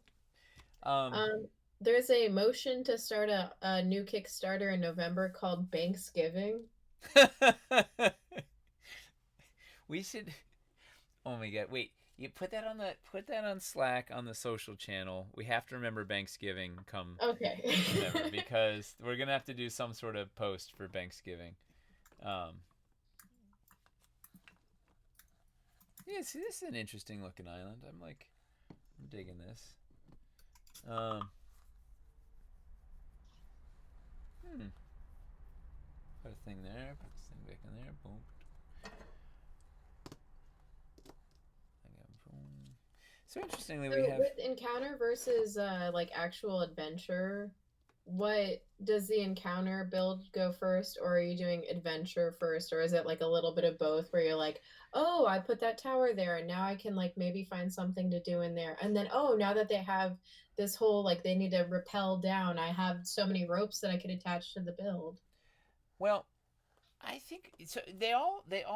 All the encounters start as like we usually do a big brainstorming session as a group, right? Of like, hey, what are the things that you would do in a swamp? What are the things you would do in a forest? What are the things you would do in a cave? Like, what are the you would do like a crazy long list, and then it's like, what are the ones? What are the things that have actually come up in adventures that you've done, or that are likely to come up in an adventure, or what are the ones that are just like so crazy cool, whatever? And then you kind of take that list, and it quickly kind of boils down to there's not like there's a lot of variations on this sort of the same sorts of things always happening, at least in terms of combat encounters that you need to build out terrain for, or cinematic encounters you need to build out terrain for. So it's like kind of just starting with like a list of like, these are maybe the 10 sort of things that would happen frequently in swamps, taking the top three and starting there. Be like, okay, let's just build that and see what it feels like, see what it looks like, see what if we can do it in a cool way in terrain. Um, and then stringing those together, like that was for Caverns Deep. We did a list, and I was like, all right, well, these are the 10 basic cavern things. Then we did Crystal Caverns, Underdoom, Dread Hollow, and I don't remember there was and Ice. It was it's 14. I don't know. I guess I did 11. And then it was like, oh, how do we string a story together and all this and whatever and reverse engineer it? Although I don't know if we're gonna do another module in Wildlands. I don't know. Like, I'm on the fence about it. It's so much work. Is it? Does anybody want a module? Teos, you're not allowed to. Actually, yes. People in the chat earlier were talking about how they can buy a physical edition. I told them that because we offer it for free, the physical edition like includes a lot of extra work for not a lot of payoff. And they were like, so then make it so that it's worth the payoff of a physical Yeah, edition. we But could. Jay is really against printing a physical copy. I really wanted to do it. He's really against it. I can't remember what There was some reason um, that he was against it. Uh, I don't know. I think it's. I don't know. It's another. there's a reason. There's a reason. There's always a good solid logic to it. Um, Finley Shards actually just said, whenever I do builds with islands and such, I always find I need more small closing pieces than Nate has in its build. They can be used for stepping stones, etc., and negative builds, but in the closed build slash islands, more small closing pieces always is needed. What's a small closing piece? I'm not sure. I'm assuming it's one of those really tiny ledges or banks that are just like the one by one Is that's kind of cut. is this what he's talking about? Wait, in what's a small closing piece? Convex or concave? I mean, it's got to be right. This is the only Yeah, that's what I'm thinking. right. The little. Let us focus.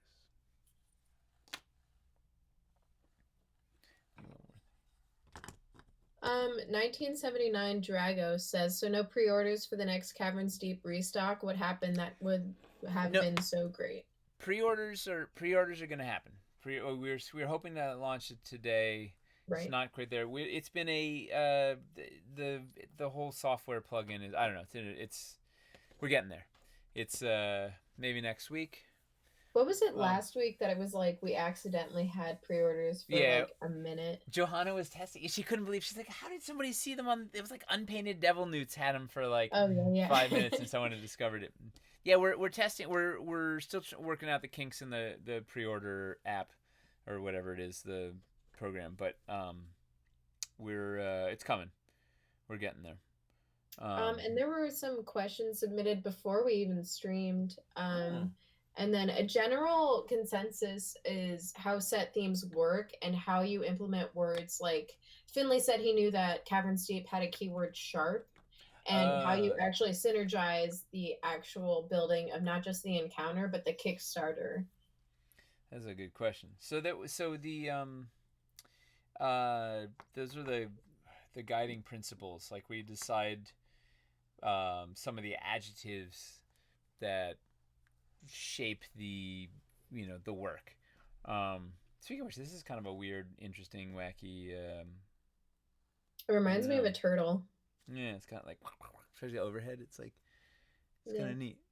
It'd be fun. What's fun on is the if you're having if water is difficult terrain or even worse, like you have to just go into some crazy swim speed or whatever. Like if you're doing something like this and people need to get from here to here to here. Like if you're utilizing the points interesting way, like it forces players to either you've either got to take the long way around or the monk really gets to show off and zip across the water or whatever. But like speaking of dynamics, like this suddenly gets really interesting. If there was something they had to do at the end of each of these all concurrently or something, there's like then you could use this guy as like a tricky way to get across or something if you wanted.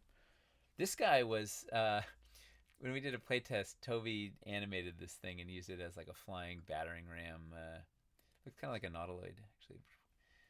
Um, anyway, wait, what was the? Oh, he was asking about the guiding principles, right? The adjectives. Yes. Um, so we do a big artistic think tank before we launch and kind of derive the guiding principles. I wish I had the somewhere have the printout. I don't know where this one's the guiding principles on these zones. But we just it's a thing to it's like they're just it's a good shorthand to fall back on when you're reviewing the sculpt or the encounter or the thing. Like, does it feel? Caverns Deep was it wasn't sharp. It was dangerous. I think dangers, layers, claustrophobic, wet. Maybe it was points, sharp. I don't know. There were six things. It was sharp. It was, I don't know. Could hurt you. Sharp was on one of them. I don't know. But yeah, I don't know. They just sort of Precarious was one of them, and I distinctly remember that. Aquarius. Precarious. Precarious is in yeah, it's in mountains. The new mountains is precarious and The new one, yeah. cantilevered. They're just sort of they're the adjectives that we can cling to and look back on. You look at a thing, you're like, does it feel dangerous? Does it feel precarious? Does it feel sharp? Does it whatever? And if it kind of checks all the things, you're like, okay, let's ship it out. What was the bigger question though? It was how does that affect the whole It was, process? yeah, they were asking how like they knew that Caverns Deep had sharp as a key word, and how the set themes come about and how the like actual ideas are implemented. So the guiding principles are sort of separate from the encounter design. Like the encounters are supposed to be like archetypal, right? You're like, what are the things like in the caverns? You're like, what are things that are like you always do? Like like a cavern bridge over a chasm is like you got it. Like that's like just like classic fun, awesome trope you got to do. So that was Savage Gorge. Like there's something with the crazy big mushrooms, right? You're always gonna like find big mushrooms. You have the mushroom grotto, the what do we have? Ruins we kind of jammed in because we wanted to do ruins. We hadn't done them in Dungeon of Doom and uh, Skisrisa. The Shrine of Skisrisa was like, okay, what's like the big crazy like monster lair?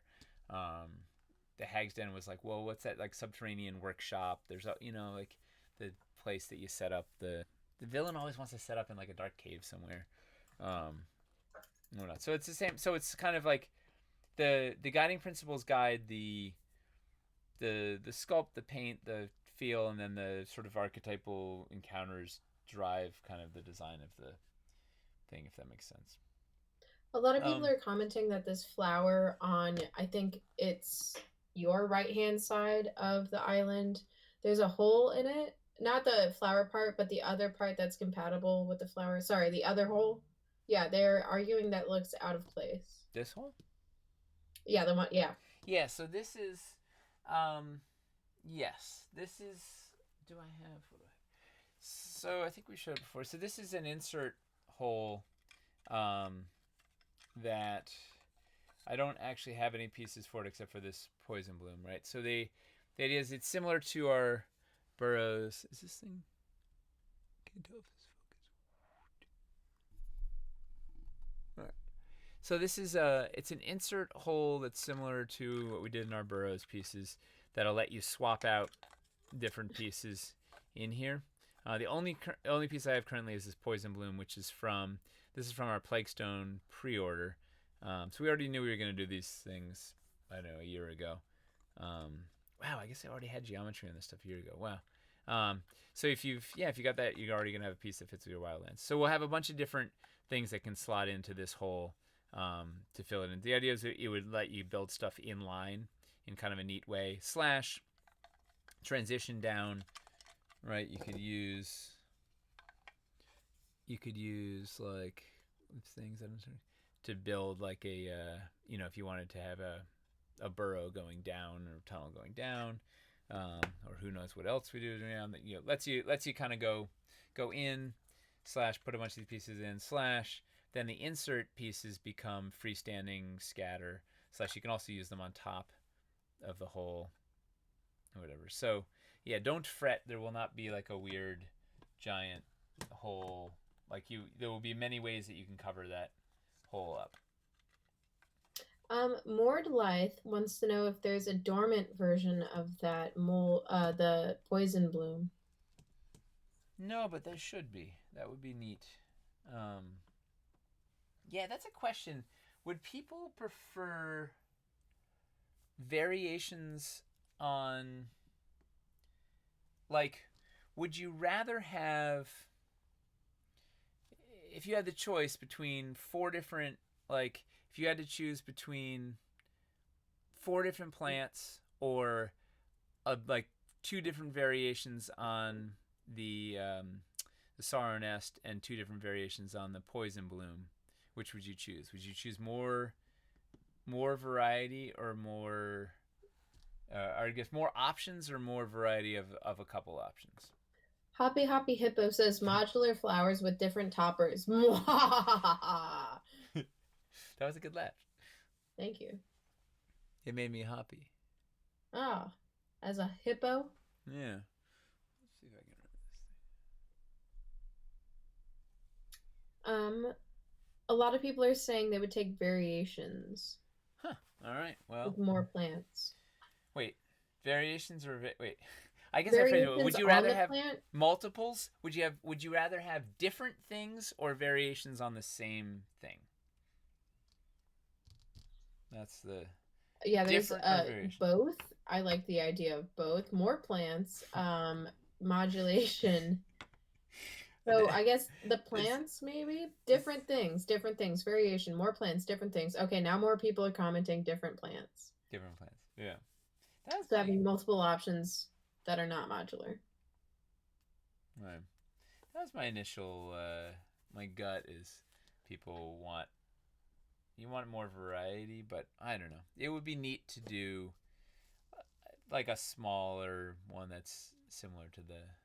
Well, it helps that you can pop the plant in and out also of that piece so that if you are trying to kind of sneak it in and make it so that your players aren't immediately deterred, you have that option. You could have a plain, you could have a plain grass plug in there and then this thing pops up.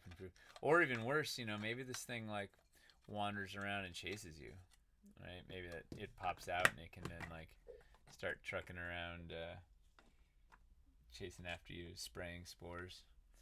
I don't know. Anything's possible. All right, so I built. Let's try and build this into. Let's see if we can build a pond now with the pieces that we have here. I can't remember if these were in it or not. I don't know.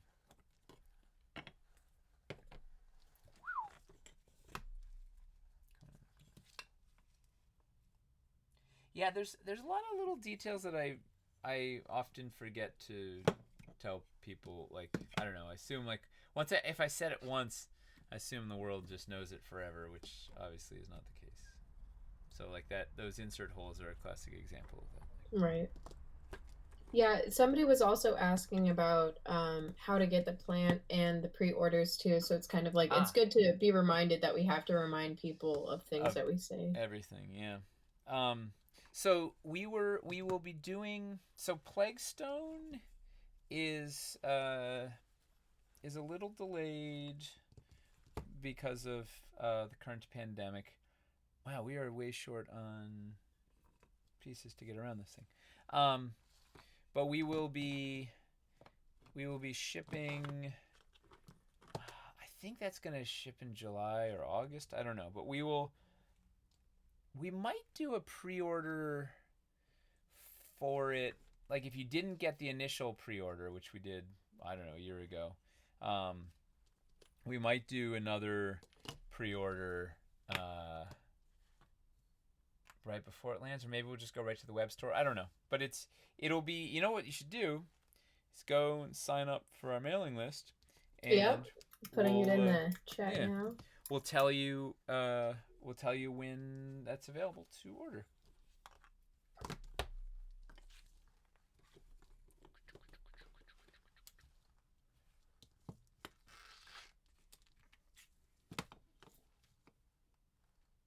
Any plans for pieces that transition from Dreadhot Hollow to Swamps? Maybe something similar to the Hellscape transition pieces, says Mad Roboticist.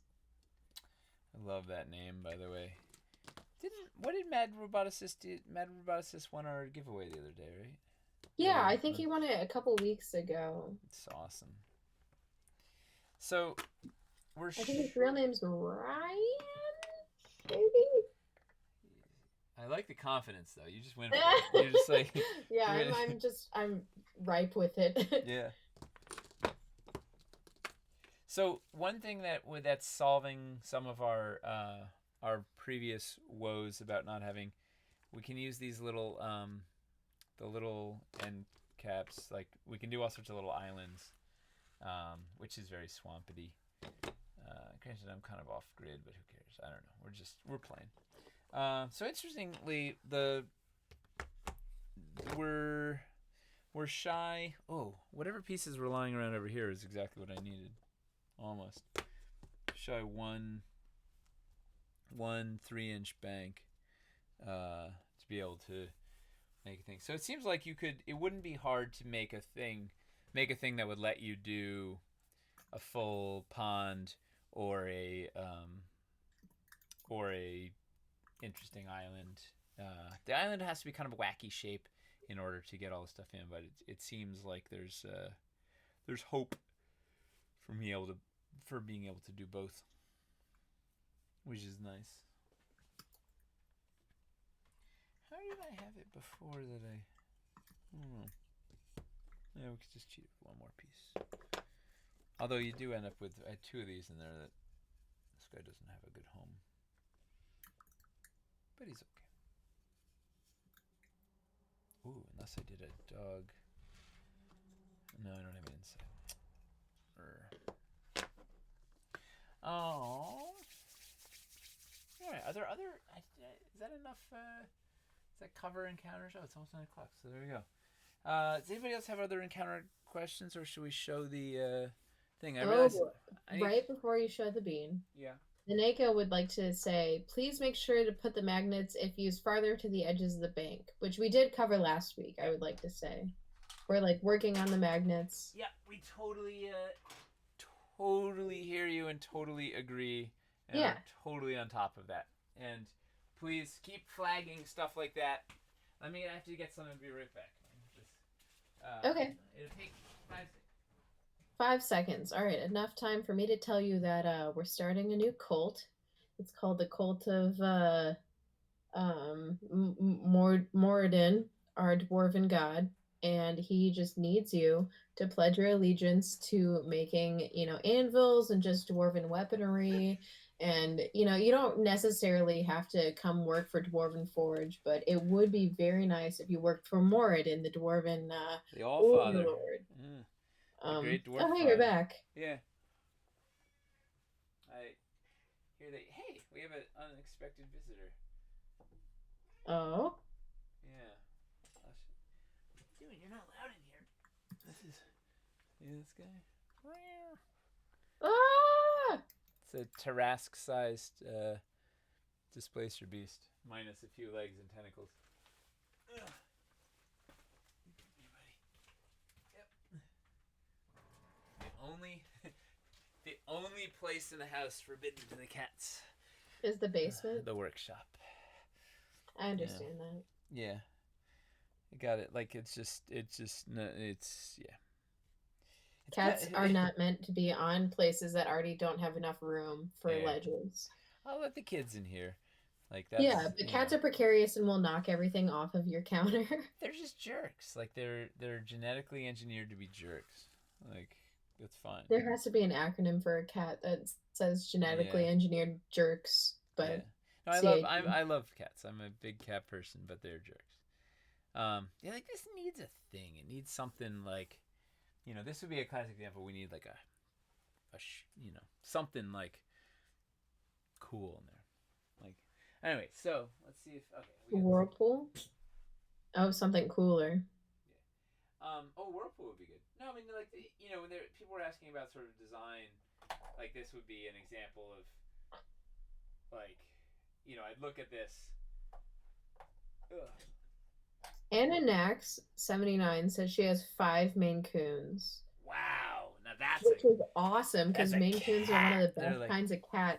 But boom, 5 of them, like that's like a zoo. You are Tiger King. dude. There's like he's like 20 pounds of cat food a day. That's got to be like woo. So much. Oh, so this is like this example. This is like sample of like so we've got sort of the basic pieces to make a thing, but it needs a thing to anchor it, right? Like it's not like there's something like I look at this and I'd be like, well, what are the players doing? Like, what's the challenge? Like, we've got these islands, but we need a MacGuffin. We need something to drive the thing. So I'd put something, either something in the middle here or like a couple of specific, 3 little plot device things on here. Something, it needs something to give them something to do and kind of also tell you what to look at. Like, I don't know where there's like a weird visual, like, I don't know. I don't know where to look at this in this encounter. But anyway, so we're gonna show a bean. This is I don't know. Mace talked me into it. Um, Yeah. No, so it's a good bean. it's a bean. Is this thing? Yeah. Let me move It's this. not very like the Bean Slayer to have to be talked into slaying I don't know. no beans. So this is something we've been working on, which will theoretically be ready. Let's see.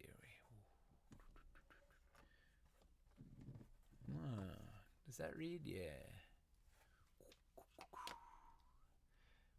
So it's on a little timer, so it's like every 30 seconds. Gives out a little whoop, little Woo! little puff, Look at that. little steam. The so this is how much do we show? Do we like? I think you've already shown a lot. You don't have to show anymore, All right, but there might be a whole overhaul from the chat. an overhaul. They might take us over. They might come storm the Oh castle. yeah. Does it run on water? I think is a little bit more Yes, detail. well, that's what I had to go do. I had to go fill it up. I had it running. We just got this prototype literally today. No, yesterday I guess. It came yesterday. I just hooked it up today, and it ran from noon until it ran for about 8 hours on its reservoir of water. So that's Wow, pretty good. Yeah, that's a solid game session. yeah. And it's yeah. There's lots of. It's got lots of. It's gonna go lots of. It's got. There's a lot of fun. But I think that's enough. We won't give you any of the Yeah, details that's right enough now. bean. Yeah. But it's let's yeah. It's something to look forward to. You can kind of see. The light's not part of it. The light was separate. So don't get. But, Can it be with interchanged with other pieces slash environments? Says Mord Wythe. Well, Is that a bean? yeah. No, that's it wouldn't be Dwarven Forge if it wasn't modular. Well, here's Right. to case in point. This is the spirit tree. without any technology. So it's A little separate. bit lower. Oh yeah, I mean, so this is devoid of the technology is separate from this altogether. So you can only imagine where else it could go. Put your best ideas in the Spirit Tree comments on the also Discord. fits a What? runa can, turns out. What? Who? What? Spirit Tree fits a runa can in it. It's the best cup holder that's ever Oh, existed. as if it might be. Huh. Yeah. Do you like me in the spirit tree? All right. Let's wrap up. I think. All right, Yeah. yeah. Go back to.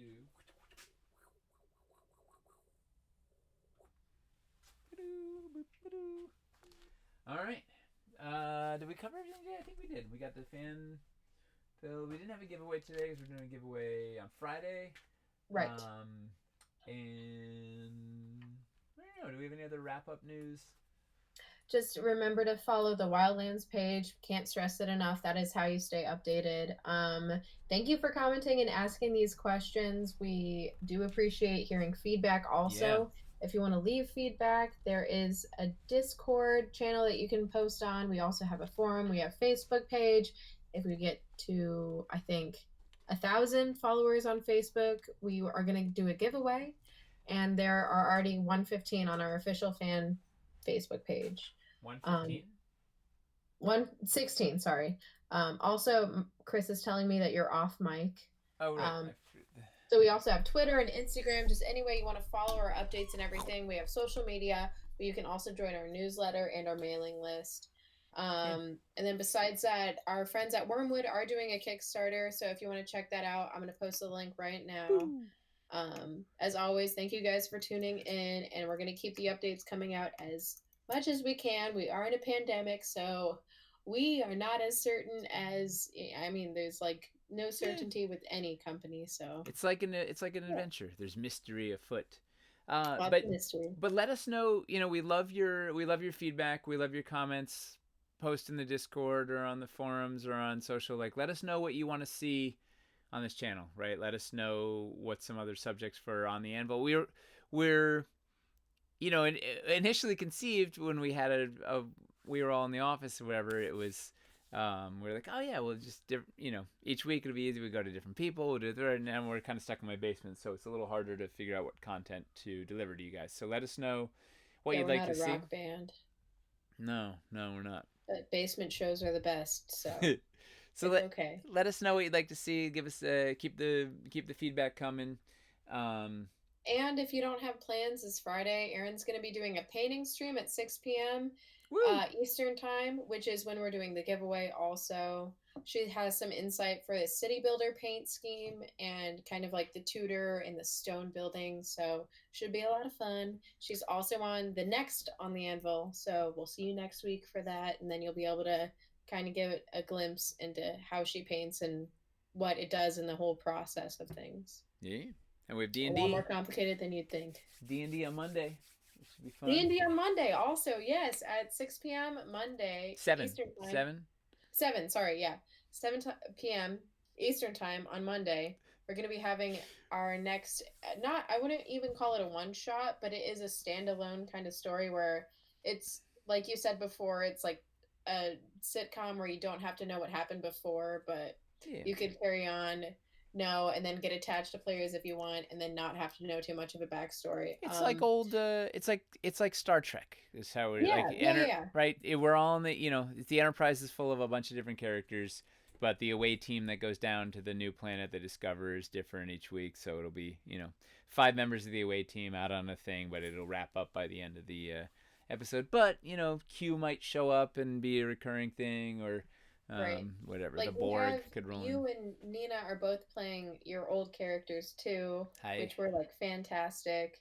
I think that everybody else is trying to play new characters that's on Chris, the Monday stream. Chris is Oh playing. no, besides Chris. Chris yeah. also is playing Freya. Love Freya. But a lot of familiar faces as well as new ones. So if you guys want to play, like watch us play around, that's kind of what we're excited for right now. Yeah. World building and whatnot. All the whatnots. All of them. All the nuts.